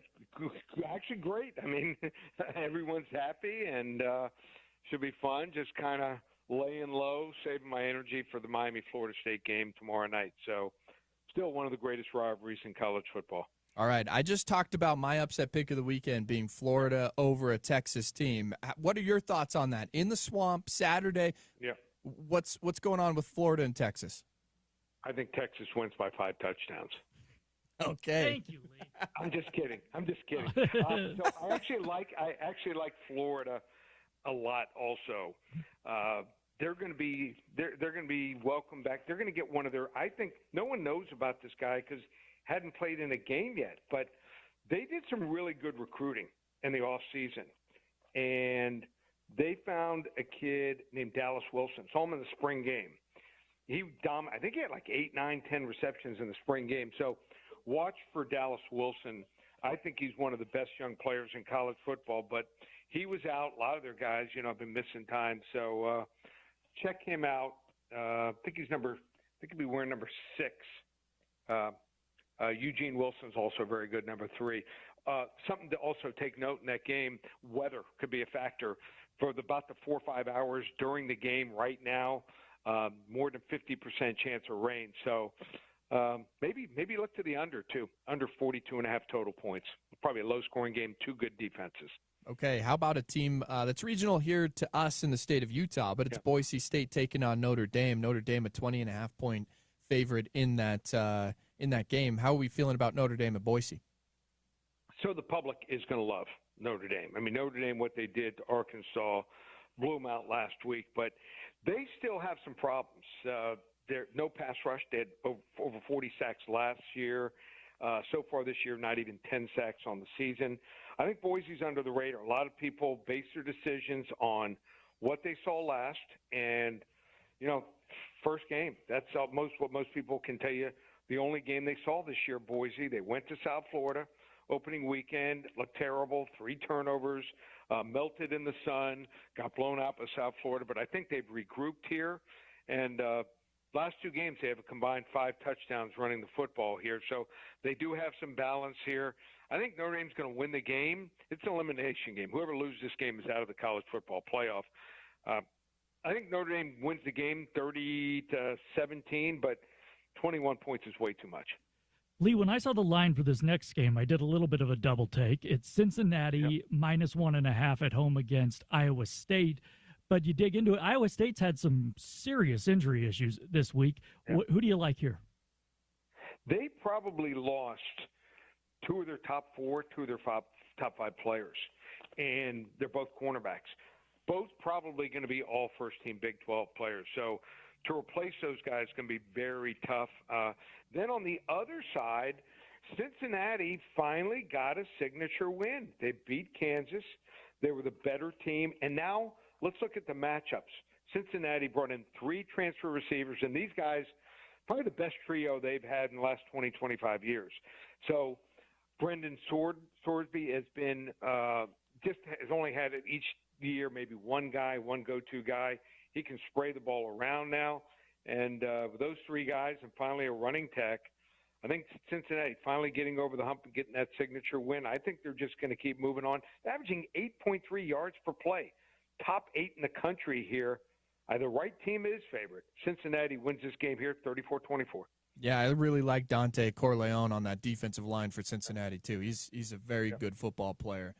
Speaking of good football players and guys that I love in college football, Diego Pavia is one guy. He's going to be taking on Alabama this weekend. Bama's a 10.5-point favorite in this football game at home in Tuscaloosa. How are we feeling about Vandy, Diego Pavia, and the Crimson Tide? Oh, he's fun to watch. I mean, do I think he's an NFL player? Probably not, but great college football player. And, you know, he did it all last year. They pulled off a shocker, 23-point underdog, won the game 40-35. But now Alabama, they will be ready for this game. The 3 games before that upset, Alabama had won by a combined 148-3. The weakness for Vanderbilt is their pass defense. Bama quarterback Ty Simpson, he might be playing the best football right now of any quarterback in college football. He's got a trio of receivers, probably second only to Ohio State. Utah State threw for 274 on the Bama defense. So I think the airways are going to be open here for Bama to hit on numerous big plays.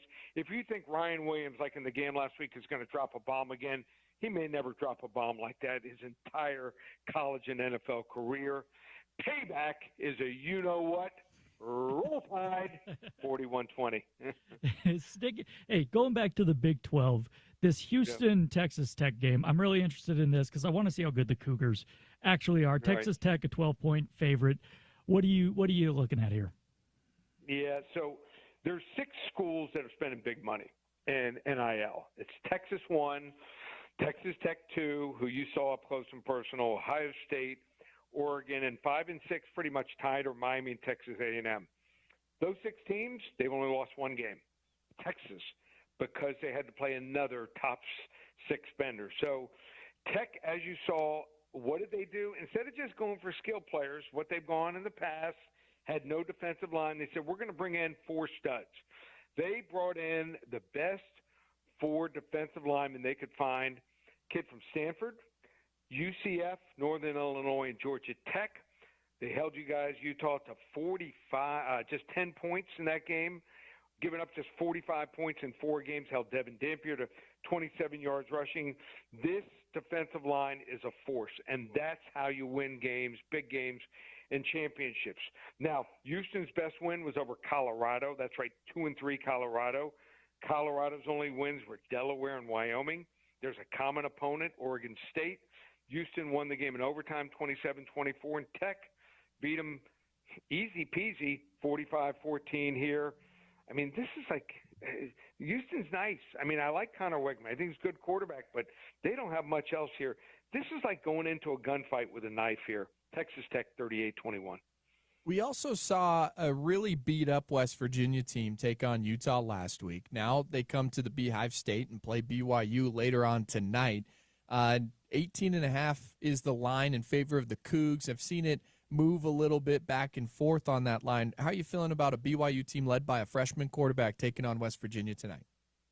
Well, West Virginia, this is a go-against team. You either go against them or you lay off the game. So Nico Marshall, he is out.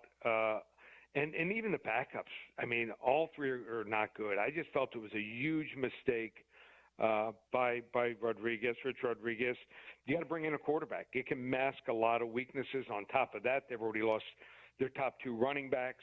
This is BYU's first home game in a month, so the crowd, they're going to be ready to go here. And what was telling about West Virginia in the game last week, they trailed 7-0, 14-0, 21, and 28-0. They just said, you know what? We're not going to throw the ball. We're just going to try to shorten the game and run the ball here. So short week, long trip here to face a salty BYU defense here. They're going to be ready to go here. I like BYU 40-10.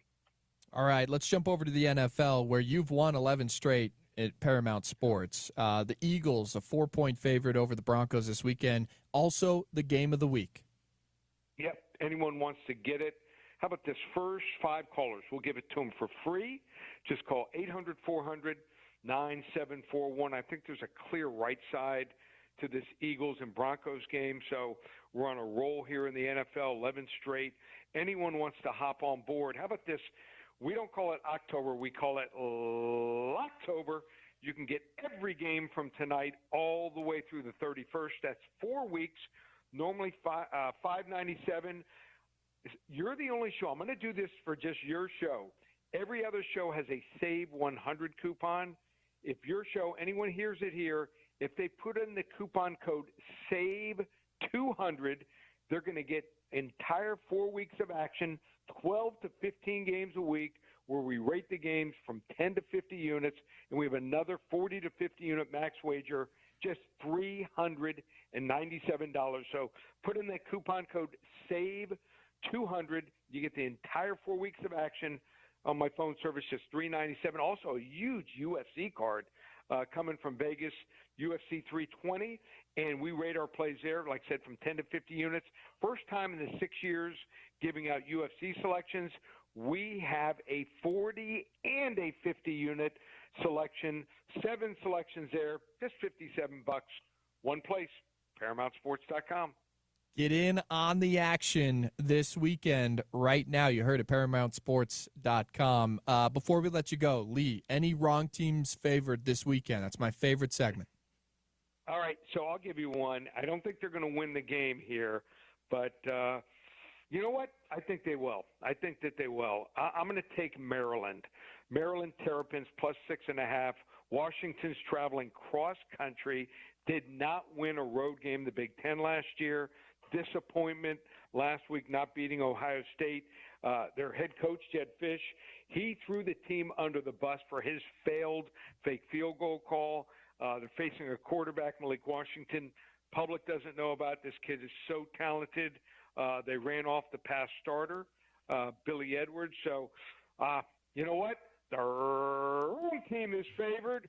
Maryland Terrapins straight up 28-25 over the Washington Huskies. There you have it. Lee, thank you so much for your time here this afternoon, and always great talking to you, my friend. We'll talk to you here soon. You too, guys. Take care. Be safe. That is Lee Sterling from Paramount Sports, ParamountSports.com. Get in on the action here this weekend. You know who else is the wrong team favored, Jordan? Who's that? Texas. Oh, for crying out loud. Go Gators. I didn't know there was going to be a monsoon. Listen. You got to listen to me on the Brice is Right, Jordan Bianucci. We make our picks every Friday as well. I got to listen to this. Name the records again. Who has the better record? We'll skip that portion of the conversation for now. But I'm bouncing back this week. Can I say this, though? This is why sports gambling, this is my disclaimer for sports gambling. No one watches more college football than you in the world. And I'm flipping. I'm checking it out. I don't know a damn, I'm up front. I give you my opinion. I'm not the expert here on college football. And yet I've picked more games correctly. That is why you got to be real careful. Some of us overanalyze it over here. Exactly. Real careful. Take way too many things into account as we're picking games. No, but listen, this kid's really good. In all reality, it's an 18 to 22-year-old kid that's, you're basing your picks off of. Oh, Anything could happen. His girlfriend could have cheated on him this week, and he has a bad game. There's a lot more fish in the sea for that kid, if in this hypothetical scenario. No doubt about it. All right, we'll see what happens this weekend. We'll see if the Florida Gators are successful against the Texas Longhorns. BYU takes on West Virginia later on tonight on ESPN around the Big 12 as well. All right, we'll take a break. The start of hour number 3, the 1 o'clock hour, comes your way next right here on the Sean O'Connell Show. I'm Brice Larson. That's Jordan Bianucci filling in for one Sean O'Connell. We'll be back on Utah's number 1 sports talk, ESPN 700 and 92.1 FM.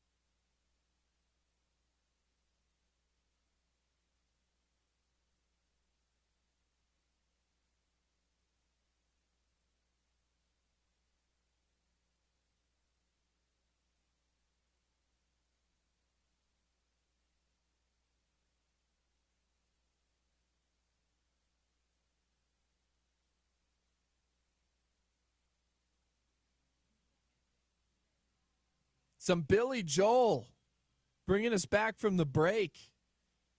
I hope Billy Joel's doing good, Jordan. Hey, canceled. Has he rescheduled his Rice Eccles? Canceled the entire tour damn. due to health reasons. Yeah, I hope that he's doing okay. He's one of the best, man. He's good. One of the best to ever do it. I personally love Billy Joel. I know.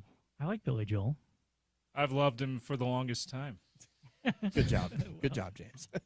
Hey, you want to hear it? I haven't told this story on this station. Okay. Let's Here we hear go. it. Gather around, fellas. I'm ready. Thanks for Just a warning to all those Let's who are go. in your vehicles at this moment. right. Don't know what's about to come out of Jordan's mouth. It's a great story, and I'm And pretty- on the dump button. Let's yeah, go. no. Back in the 70s, down at BYU, the Marriott Center would have great concerts with like rock artists. Yeah. And I don't know who else came in, but Billy Joel was one of them. And Billy Joel, you know the song "Only the Good Die Young." Absolutely. He introed that song by saying to the audience at BYU, saying, "Hey, I just want you to know," he said to the effect, "I just want you to know there are some other options out there." And then it went into "Only the Good Die Young," which look up that song and find out what it's about. I'd rather laugh with the sinners than cry with the saints. Well, yeah. Because the sinners are much more fun. Yeah. Yeah. He's trying to persuade someone, a religious woman in that song. So anyway, after that happened, I don't know if it was BYU or like the LDS Church. They came down. They're like, no more concerts. That's it. We're done. And Billy Joel, because of that. Now I swear to God, I read that in the Daily Universe at BYU years ago. And so I'm not just like making that up. If you have more details, text us. Yeah. Maybe I'm wrong. Maybe Jerem Jordan can confirm that That's for what us. I called Jerem. I would like to know, because I've also seen reports of them at homecoming. They used to wrestle tigers down there at BYU. What? Yeah. Tigers? Yeah, like real actual tigers. They were like, yeah, come on, you can get in the cage and wrestle a tiger if you want to. A human would wrestle? Yeah. I've seen reports about that from the Daily Universe student newspaper. What kind of tiger are people don't wrestling? That seems like a mismatch. I wouldn't get in the cage Does it with a not? tiger.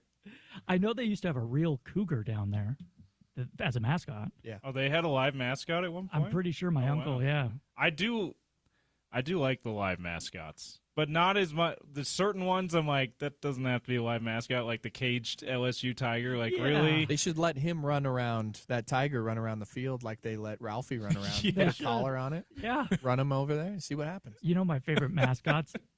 Have you seen the Penn State? Handlers beware. Yeah, exactly. Have you seen the Penn State mascot? Yes, like the actual mascot. Like, yeah. The dude dressed up. Yes. Yeah. They haven't updated the costume since 1945. Yeah. And he has tennis shoes on. You can see him wearing tennis shoes. Right. Those are my favorite. Like, Do you like Kansas State's mascot, where it's like an actual dude, and the only thing about him that's a mascot is the head? Yes, I do. I do. I like that. that a lot. one's freaky. Yes. Yeah. I like funny mascots. I don't. This is my unpopular opinion. Cosmo, not my kind of mascot, because people love Cosmo, man. Ooh, not my mascot, says Jordan Bianucci. No, 'cause Hashtag not my Yeah. mascot. he's too Not damn. my Cosmo. He's too damn athletic. Like he's doing all this stuff. I want hilarious. Like Cal's mascot is horrifying looking, and he's an overweight bear on 2 feet. It's Have you hysterical. seen Western Kentucky's mascot?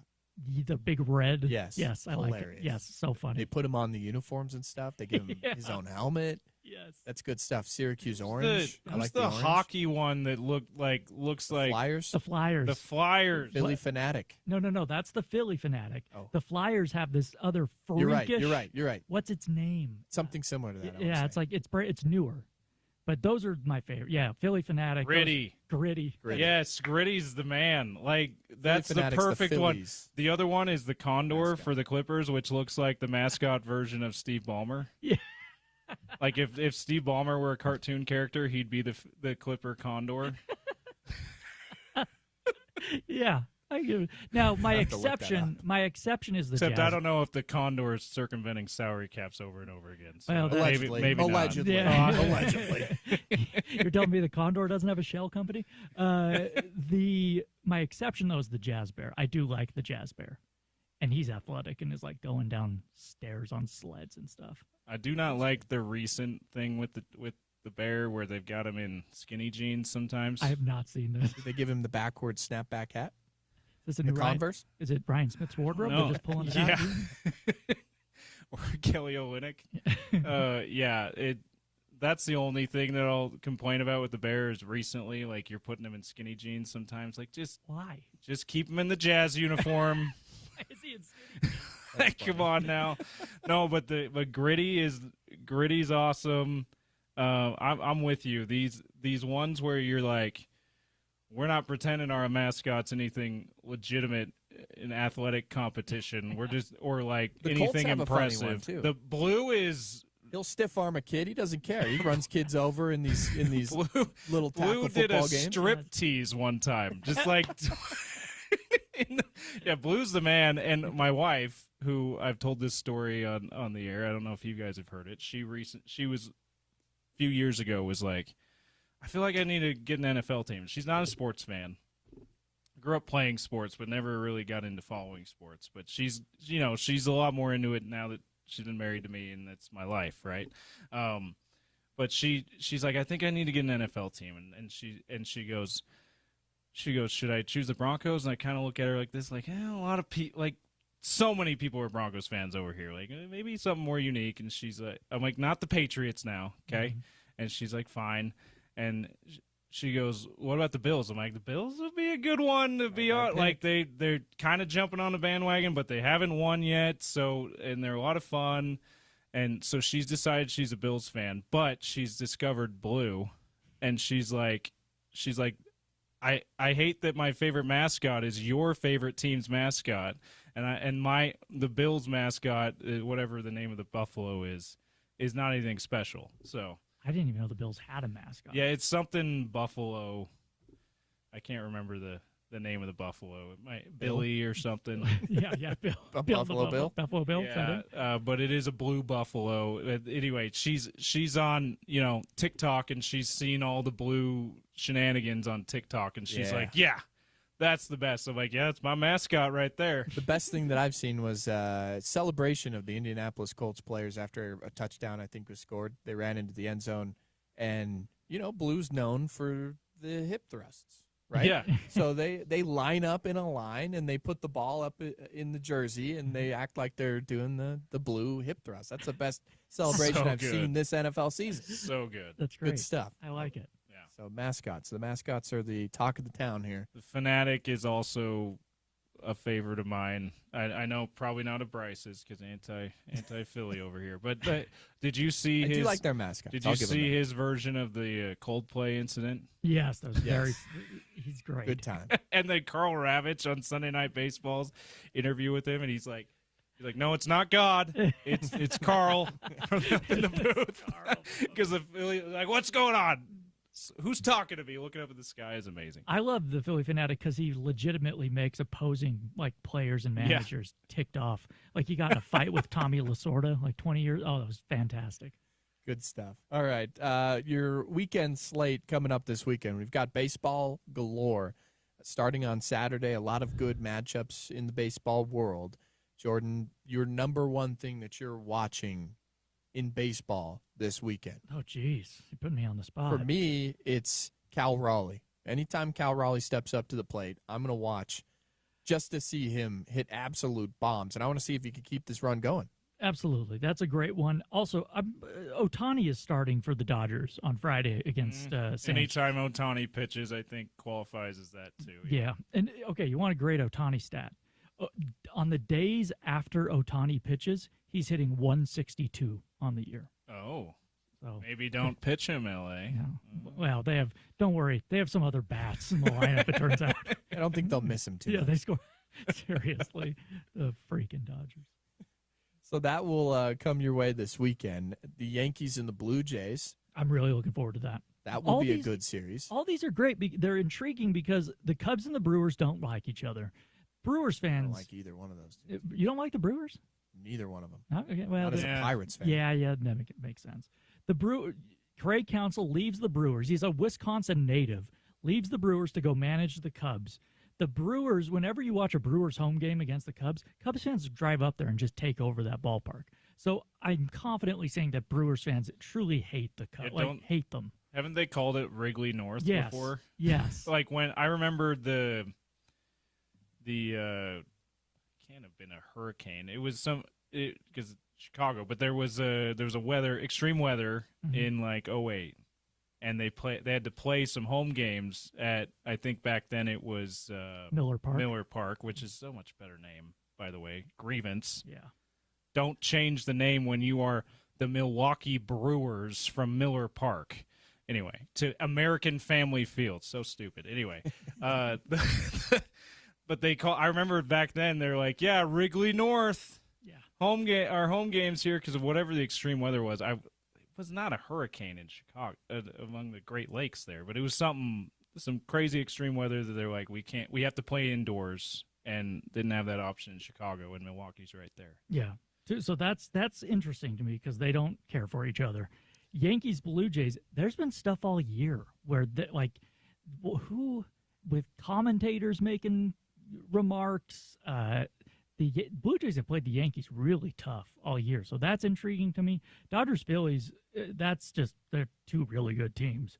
And then I'm with you, Tigers, Mariners, Scooble, Cal Raleigh, and the Mariners Mariners have never been to a World Series. I mean, so it's gonna be interesting. I like all those matchups. I'm going to be on the lookout to see what Pat Murphy pulls out of his pockets.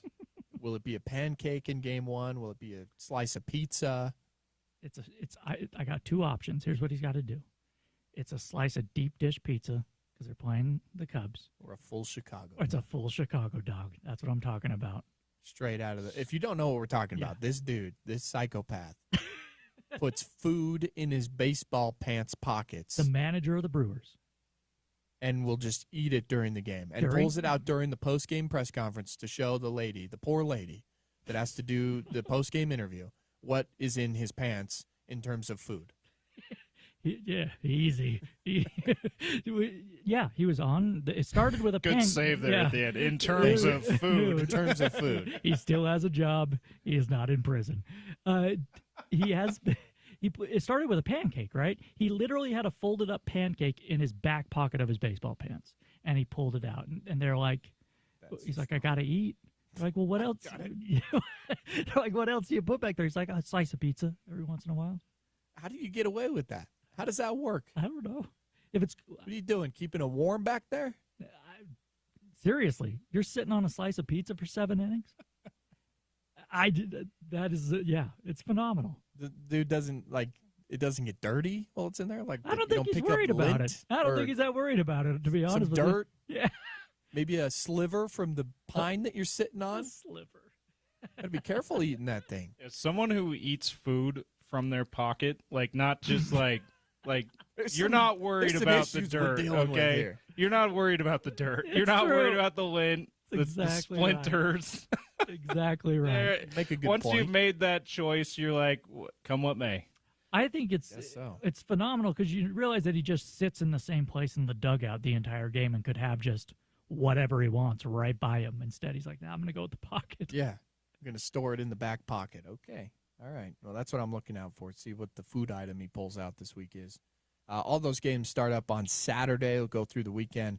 We'll keep you up to date on a Monday edition of not only the Sean O'Connell Show, as Sean gets back in his rightful spot here on his program, but on Brice and Bianucci over on 103.9 and 98.3 ESPN The Fan from 7 to 10 a.m. every single weekday morning. Okay, how about college football this weekend? We've got Big 12 in the works. We've got BYU later on tonight. They take on West Virginia. Shouldn't really be a close game.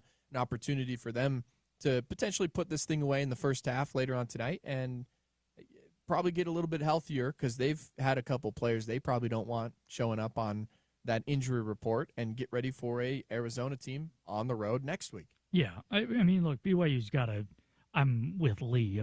40-10 is about right where they should be tonight. Look. That's my biggest question. Are they going to score 40 points? They have to. Is that offense going to score 40 points? Because how much is the most that they've scored so far this season? Was it 34, 35 against East Carolina? Yeah, but they've looked better since that. Well, I mean, they played one game, but they got to. West Virginia is they're awful. They got to put up some serious points. If this game isn't over at halftime, I'm not concerned, but I'm not real happy if I'm a BYU fan. Okay, so you take away the Portland State game because they scored 69 against Portland State. Nice. So we'll throw that one out. 27 against a not great Stanford football team. Mm-hmm. 34 against East Carolina on the road. Okay, that's pretty good. And then 24 against Colorado. So where are you at in terms of how many points this BYU team, this BYU offense specifically, should score tonight? Not counting special team score or defensive score. Oh, just the offense? Just the offense. Got to score 30-plus, in my opinion. Yeah, I'd put them at 30. Yeah, because I think the defense will score too. Yeah. That's 30. You got to get 30. Listen, you have Arizona, and then is it Utah right after that? Do they have one in between there? Yes, Arizona and then Utah. All right. Coming up on the 18th. So, you got to look. They're improving. Would you say they're improving every week, that offense? Yeah, I think so. Yeah, they are. The only problem that I see is the health and injury assessment at the running back position. Yeah. No Sione Moa once again this weekend, and L.J. Martin seemed like he came limping off the field against Colorado last week, so that could spell some trouble in the backfield, in which they need a running game to take the pressure off of their freshman quarterback. That's a huge talking point this week. I do think, skipping ahead to that Utah-BYU game, this is where Utah will have an advantage. BYU has not seen a defense like Utah, not even close this year. And Utah has seen a defense like BYU, just in talent-wise in Texas Tech. So that's where, you're right. BYU needs to look sharper on offense if they're going to be ready, because that Utah defense is head and shoulders above, obviously, West Virginia and Arizona. I agree. I think it plays more into Utah's favor that they have had a test and they know what it's going to take to win football games in the Big 12 versus this will be BYU's first test when they meet up, because you really can't say much about a West Virginia, Colorado, or even an Arizona team on the road. No. Maybe Arizona. The But best thing that could happen for BYU is they get a scare on the road at Arizona, and it's a close football game, and they have to win it in a dogfight. That's probably the best thing that could happen for BYU. Yeah, and I had higher opinions of Arizona before I saw them against Iowa State last week, and they just got handled. So I don't know. Yeah, I don't think Arizona's that great either. Yeah, I mean, like, seriously, what are you looking for? I'm looking for 30 points from the offense tonight from BYU and a fast start. And even if that doesn't happen with the fast start, I'm not that concerned. Guys, can we go back to baseball a second? Because Yeah. I just did a quick research project. Cal Raleigh, 60 homers, right? Mm-hmm. Do you know who, best as I could tell with Pro Baseball Reference, do you know who has the most homers in American League history, combined regular season and playoffs? Oh, wow, that's a great question. And what the number is? Combined regular season and playoffs. So, obviously, you go back far enough, you're only World Series. So, like Ruth's 60 year, for example. Yeah. It's not Judge, I'm guessing. I know Mantle hit a ton of home runs in the World Series. But Not in that 61 season, though. 1961, I believe, was the year that Maris. Well, Maris. Oh, sorry, Maris. Yeah, sorry. Yeah. I don't know. Who would? Do you have a guess? As Brice? best as what I could tell, Aaron Judge in 2022. Okay, that's 64 homers, so 62 in the regular season, only 2 in the postseason that year. So 64 homers. That? yeah, that was So Cal Raleigh might be, and that'd be a big postseason. 4 or 5 homers in the postseason's a big number, but he might be 5 homers away from being the all-time combined regular season and playoffs home run king for the American League. Yeah, the thing about Raleigh is that when he hits them in bunches. Yeah. So, I mean, he could hit 2 in one game. When he's feeling it, he's feeling it. Yeah, there's a couple of games that he could do that. He's not going to get to 70 for the year. That would be crazy. Yeah. 10 or more homers. Although it's been done in this expanded playoff format before. But Bonds did not make the playoffs, and the Giants did not make the playoffs in 2001. So 73 is the all-time mark. Sosa didn't homer in the 98 playoffs when he hit 66. So anyway, and then McGuire and the Cardinals did not make the playoffs in 98 when he hit 70. So, if he goes on a huge tear, he could take down Bonds' record. But he's the American League record's within reach. Yeah, when you add in, that's interesting. I was trying to look up really quick how many did Babe Ruth hit a home run in that 1927 World Series? He hit 1, just 1. So he had 61 that year combined. And then he had a year where he had 59. He did not homer in the World Series that year. Interesting. So, yeah. That is interesting. It's we don't talk about, stuff like that in any sport, but in particular, interesting that didn't get a little more play when Aaron Judge got a couple more homers to really take both of those. But yeah, it would be if I'm the Mariners and he goes on a tear this postseason and breaks that record, I'd absolutely be promoting it. Yeah, I would. You know what? They keep showing this stat during Yankees games is Giancarlo Stanton is like coming right up on Mickey Mantle for the most home runs in the postseason. But I would like to think how many postseason games they play now. Mickey Mantle never played in an ALCS. It didn't exist. He just played in World Series. Now he played in one like every year. But that's when you think about all the home runs Mickey Mantle hit just in the World Series. That's insane. Yeah. See, that's the insight you only get from Jordan Bianucci. And the graphics on ESPN. By the way, Brice, I reluctantly agree from our short group text last night that maybe there was a bad omen that Connolly Early is the youngest player. I saw that and went, oh my gosh, to be the youngest for anyone since Babe Ruth is quite a story to tell. And then Brice ruins it by saying, could it be a sign? I said it's a sign. It's like youngest starter on the mound for the Red Sox since Babe Ruth. Yes, he's in the playoffs. 23 years old in the playoffs. Yeah, the other starter for the Yankees was 22 years old. Yeah. They didn't have a graphic, a fun graphic for him.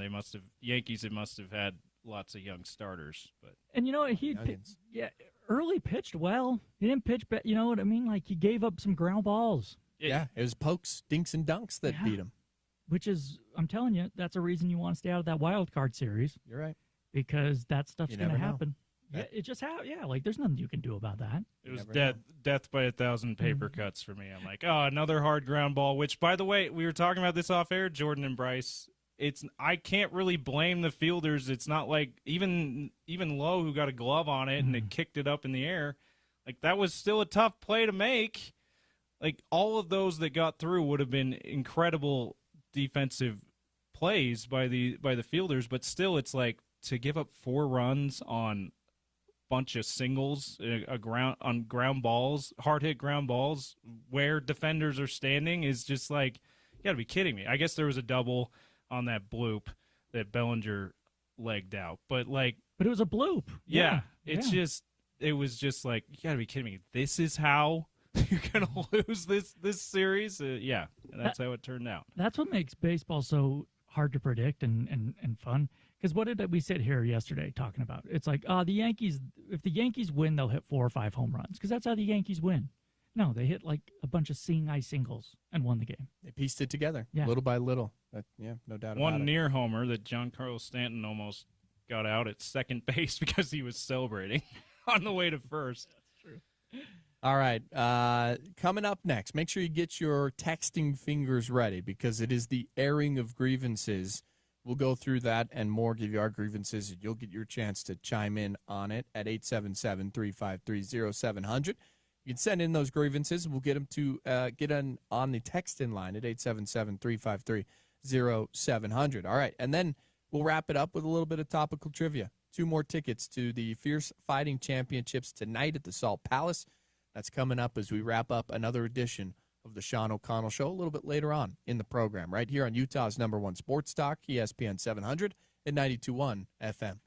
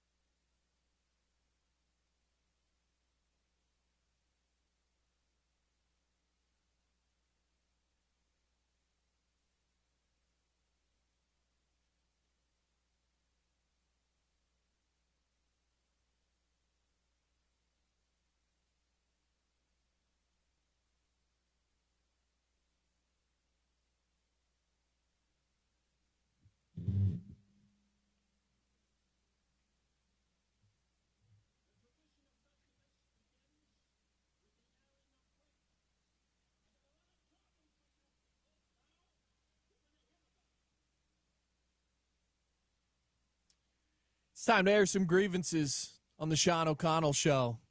ESPN 700, 92.1 FM, part of Utah's ESPN radio network. As a reminder, you could catch the Sean O'Connell Show wherever you get great podcasts after the fact. I'm Brice Larson. That is Jordan Bianucci, filling in for one Sean O'Connell on a Friday. And we're going to get into the airing of the grievances. And I know that you two have a lot of grievances to air here. So let's go to Jordan. Do you want to start us off here with the grievance to air? Yeah, I can start us off. I do. I've aired this grievance on our show on 103.9, 98.3 ESPN, the Fan, 7 to 10 a.m. every weekday. There's their plug. Shameless. Right there. This is going to be an unpopular one. I'm going to take some heat for this. I already gave my mascot view. This is going to get more heat. The NFL is too popular. It is. You are going to get a lot of hate for this one. The NFL, this is coming from someone, I love the NFL. I haven't missed a 49er game in 20 years. Sure. The NFL, and it's not really, it's kind of timely, but I don't need to hear about the NFL. Like right now, it's fine. We can talk NFL every day. It's in the middle of the season. During the off season, I don't need to hear about the NFL. Like I want to watch the games. The NFL draft is the most overrated event in sports. Stop it. Dude, we are of one mind on this. I said this to OC. It's OC's favorite non-competition sporting event is the way he puts it. It's like my least favorite. I'm going to have to fend for Sean O'Connell on this program since he's not here. Oh, yeah. To be the lone man that's going to defend the NFL draft. Captivating watching Roger Goodell get up there in his wingtips and read names. Here's the reason why the NFL draft is so popular. It's the only draft in all of professional sports that you'll actually see the rookies and multiple rookies in the draft class get out on the field and make an impact for a team. Like, come on, NBA happens all the time. Yeah, and top 5 guys. But I'm talking the first 5-6 rounds. You're going to see a lot of those guys out on the field. I mean, because you have like 70 players. Like, come on. Yeah. No, and the NBA is so hard to crack a starting rotation, even come off the bench and play too. That's fine. I don't want to watch it. I'll read about it. Just give me a list the next day. I don't need to what I'm referring to. But that's what makes it so exciting. No, it does. They won't shut up. It's like 5 minutes between every pick, and they're saying nothing, and it just drives me nuts. The reason I thought about this was because we were arguing not even arguing, but we were talking about like, Thursday Night Football's on the radio tomorrow night. And I'm like, it's a regular season football game. Give me Red Sox Yankees playoff baseball over even I watched Rams Niners because I'm a big Niners fan. But any other game, I'd have been locked into the baseball game. Same thing. It's in the spring with NBA playoffs. Like it's insane that the NFL draft gets more viewers than NBA playoff games. That's nuts. That doesn't even. I just don't get it. Yeah, for me, it's not so much the draft, and people love it. It's not so much the draft days that I dislike. It's the lead up. It's the 4 months of the same stuff, or guys moving up the draft even though we haven't played a game in 6 months because of their height and their hand size. Their hand size. Like And the combine. Got small hands. The combine itself is probably. I hate the combine way more than I hate the draft. Yes. I do not watch the combine. That is one thing I'll agree with. One of the most dehumanizing events in sports. We're measuring people like while they stand in their boxer shorts. I don't watch the combine. The underwear Olympics is anyway. Those storylines bore me so much. I'm like, let's just get to draft day. That's how that. And I see the draft as a lot closer to let's get to the games, like your sentiment, Jordan. Just because of how long but it's brilliant by the NFL because it builds the anticipation. I think the NBA should take a page out of that book and put the draft not a week after the NBA finals. Like let's get a month here to build some anticipation for, and then free agencies right after, and then summer league, which has gotten way too popular too, by the way. It's guys who might make the G League. Yeah. Guys who might play in Europe. We're getting excited over here watching on TV. If you're going to the event, you can have a great time. I have no problem with you loving being at Summer League. I have myself. But I'm not turning on a Summer League game at home. I will watch it in person. That's it. But then that's the only exciting thing you have for basketball between the draft and free agency and like now. And it's like, well, you wonder why the NFL is more popular than you because you have this dead period. The NFL doesn't do dead periods.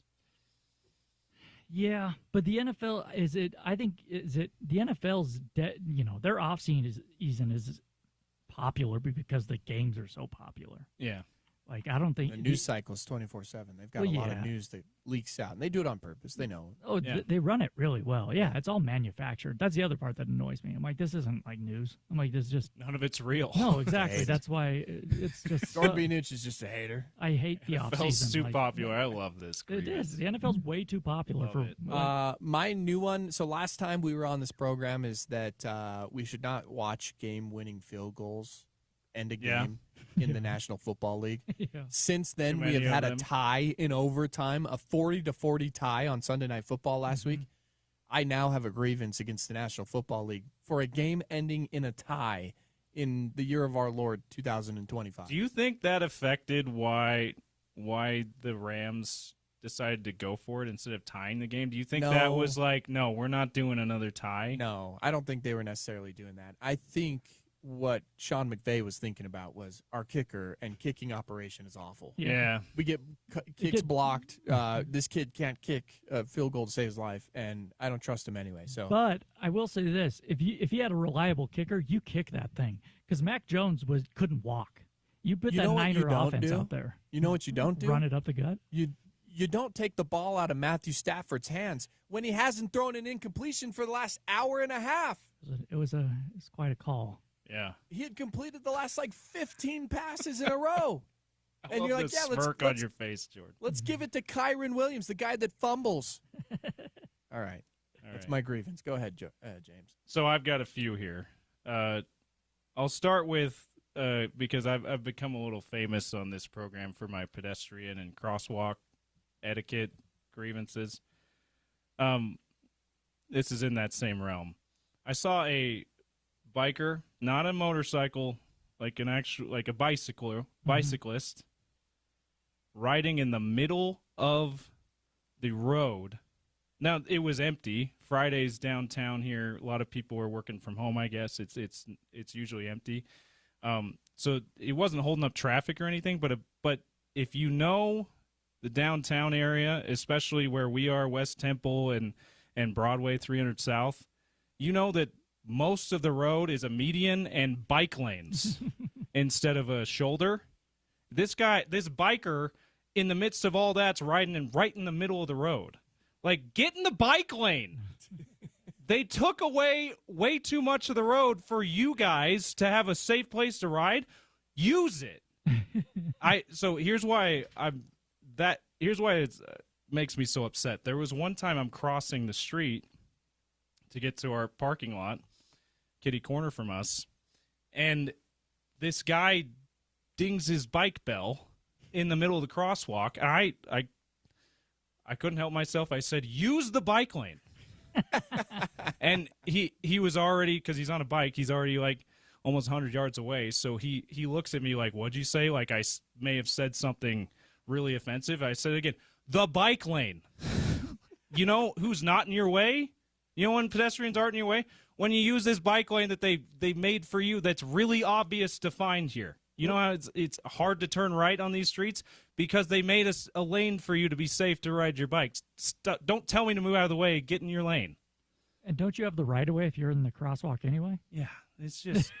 I almost got hit by a car the other day. I'm glad to be standing here with you guys. I almost got drilled by a car turning left the other day, walking across that street. Really? Yeah. Yeah. That happens way too often, too. I've already aired that grievance.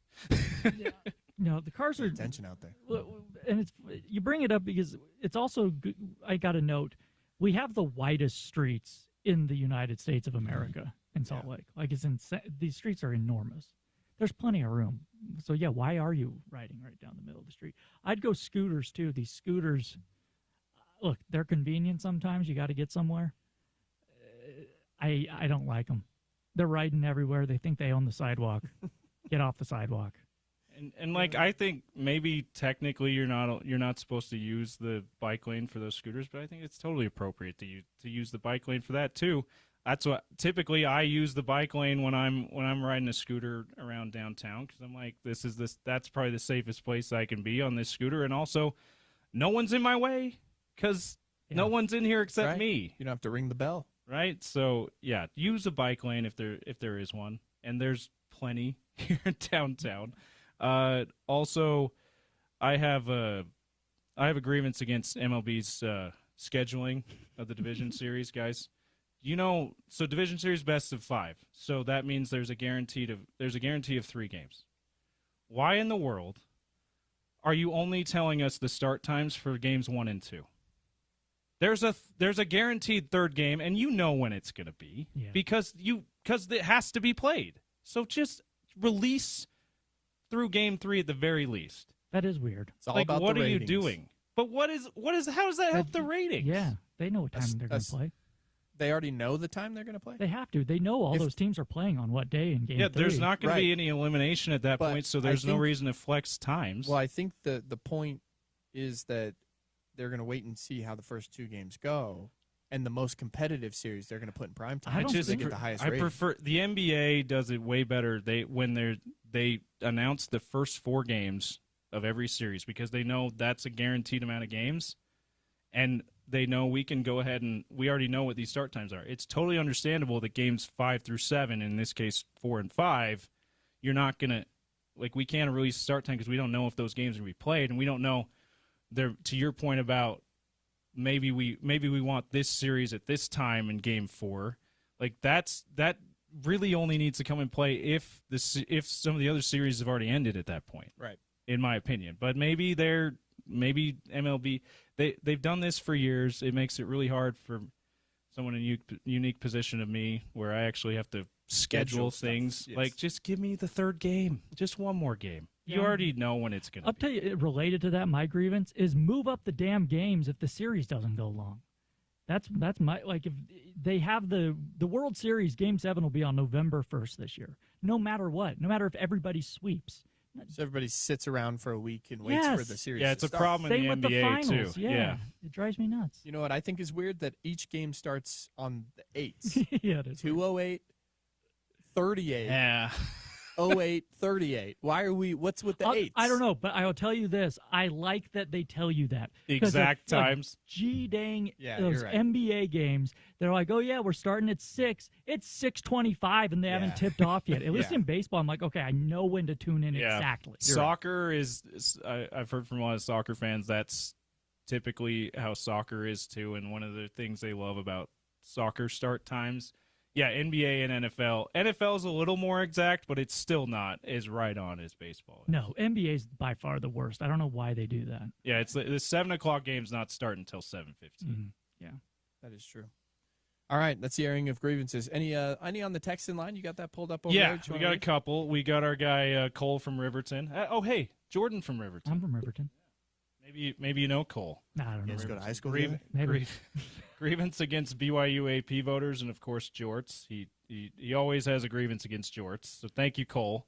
And he hates BYU. So we appreciate you, Cole, on that. Shout out. Grievance. The NFL draft is awesome. Grievance against Jordan and I. The NFL draft is awesome. The NFL Combine is beyond overrated. Okay, we all agree on that. It's the spelling bee for adults. Get ready to fail to perform under pressure. You know what's funny about the Combine real quick? Better get that good Wonderlic score. Yeah. Not even a lot of the coaches don't even go anymore. They've realized this is pretty much useless. It's, Biggest gripe is MLB allowing teams to defer a huge percentage of salaries. Yeah. I'm with you. Salaries. Push it off. Otani, I'm with $680 million of his $700 million is deferred. Give me a salary floor. Anyway, he goes into the details that we've heard a lot about the deferrals in Otani's contracts, and then he ends with, that is ridiculous. Yeah, salary deferrals in baseball. Is it not enough to just not have a salary cap? Why do we got to hide money like that? push it or off. stretch out money like that. Well, they're stretching it out because they want to sign more guys. Right. I understand why it's an advantage. I just don't understand. Like, don't you already have a huge advantage because there's no salary cap? Why do you need more of an advantage? Why do the rich want to get richer, Jim? Poor man wants to be rich. Rich man wants to be king. Force these MLB owners to spend a certain percentage of the TV money and revenue that's coming into each organization. Yeah, they should be forced to spend the revenue share money they get, like the Pirates should be forced to spend it on the roster. No doubt about it. Go straight into the payroll and not into the owners' pockets. Yeah. Oh, yeah. 100%. All right, that's your airing of grievances. Stick with us because topical trivia is going to come up next. We've got 2 tickets to the Fierce Fighting Championship tonight at the Salt Palace. It includes a seat at the VIP ringside table and a Fight Con pass. That all comes your way next as we get you topical trivia and send it over to the Drive with Spence Checketts right here on Utah's #1 sports talk, ESPN 700 and 92.1 FM.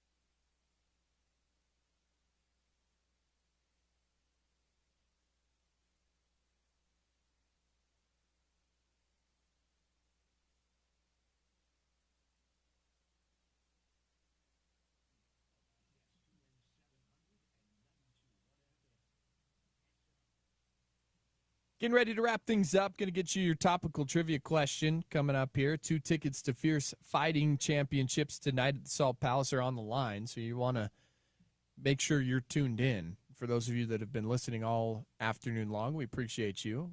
My name's Brice Larson. That's Jordan Bianucci. Don't know the next time we'll stand in for anybody over here. So if you want to journey with us over to 103.9 and 98.3 FM, we're there every single weekday morning, 7 to 10 a.m., doing the sports talk thing. And Jordan Bianucci, it's been fun to co-host the Sean O'Connell show with you this week. It has been fun. We've burned some bridges, so I don't know when we'll be back. But no, we'll be. Sean has a lot going on. Hopefully, we'll be back. Hopefully, we will. Sean has a lot of PFL stuff. Allow me to say this. I'll put on my PD hat over my Boston Red Sox hat here. RIP to the season. Anyway, I really appreciate you guys. OC and Scott have both had different reasons for being gone, and Scott, as our listeners know, is the guy that's become kind of the regular fill-in. So I appreciate you guys. It's been these last couple weeks, a little short notice asking you guys. You've done a fantastic job. I hope that our listeners would agree. We have gotten some good feedback from some. If not all of them. We haven't heard from all of them, so that's why I say from some. But if you hate us, let us know. Appreciate, but just really appreciate you guys. It's been a lot of fun doing the show with you guys with this big glass wall in between us. I don't feel like this wall is here. I feel like we're no. You guys came up big in a big spot for us here on the station, and really appreciate it. Hey, we appreciate the opportunity. Hey, Jordan. Now let's talk some topical trivia, shall we? All right. You ready for your do you want to say what the winner gets first? Yes. 2 tickets to the Fierce Fighting Championships tonight, the Salt Palace. It includes VIP seats that are ringside. It's a good prize. And a Fight Con pass. So it's a pretty good package you're going to pull in here if you win this topical trivia, which is Jordan Bianucci. All right, we talked earlier about Billy Joel getting banned from BYU. It was like 70s, 80s, somewhere around there. He got banned because he played this one song and said before the song, he's like, I just want you all to know there are basically other options out there. BYU had enough. No more rock and roll. There will be no more fun of any kind. What song did he play after saying that? What song did Billy Joel play after that? Which song did Billy Joel play? Got him booted. That got him booted from BYU, allegedly. Allegedly. All right. Final thoughts, final things, even a final grievance, anything that is out there still left to be said on a Friday edition of the program. I mean, normally I'd be like, oh, I'm glad there's not a baseball game tonight because you got BYU West Virginia. I'll be locked in on that, but that game's going to suck. So I'm kind of mad that there's not a baseball game. We've got other options. Wait, is there a good Friday night college football game tonight? What do we got? Just want you to know there's other options. You're getting. Let me pull it up real quick for you. There are other options in terms of Friday night football across football. I don't think it's Power 5 football, Power 4 football. So options that you like, yeah, Jordan? So options that you would be into. Oh, I'm totally all in on it. Western Kentucky and Delaware. Oh, great. Okay. Charlotte and South Florida. New Mexico and San Jose State. That could be Pendy okay. Montelolo. Colorado State and San Diego State. That's your Friday night football across college football. Decent Mountain West matchups. Yeah, that's okay. It's okay. I just, when you join the Big 12 as BYU or heck, as Utah, I'm hoping for better games. Look, and I'm not like, I know BYU fans are like, this is great, we're going to blow them out. Well, I'm a football fan. I want to see a good game. Yeah. So hopefully it's, Here's a couple things to keep an eye out, at least, to keep track of as we go throughout this game tonight for BYU. I want to know how many times Bear Bachmeier makes a check at the line of scrimmage after the 15 seconds is up, which means the headset's turned off. Yeah, he's doing it. The true freshman quarterback, is it Aaron Roderick that's telling him to make a check at the line before 15 seconds is up in the headset, or is it after the 15 seconds? That's what I'll be looking at tonight. All right. As you're multitasking. That's right. You got soccer tonight? Yeah, I got UVU soccer on ESPN+, so I'm going to record it and then watch it. Oh, okay. Yeah, I can't call a soccer game and watch football at the same time. That'd be impressive. And Jordan is committed to watch it for you live and text you. Yeah, that's right. He said he'll mark it down every once in a while. He did it at the 9:37 mark in the second quarter. I may get distracted pretty quick. I'll be honest. All right. Well, we appreciate you guys for tuning in here on the Sean O'Connell Show. Myself, Brice Larson, that's Jordan Bianucci. You could join us over on ESPN The Fan all next week from 7 to 10 a.m. And for ourselves, for our friend Sean O'Connell, Sean will be back on Monday. We appreciate you joining us here on the Sean O'Connell Show on ESPN 700 and 92.1 FM.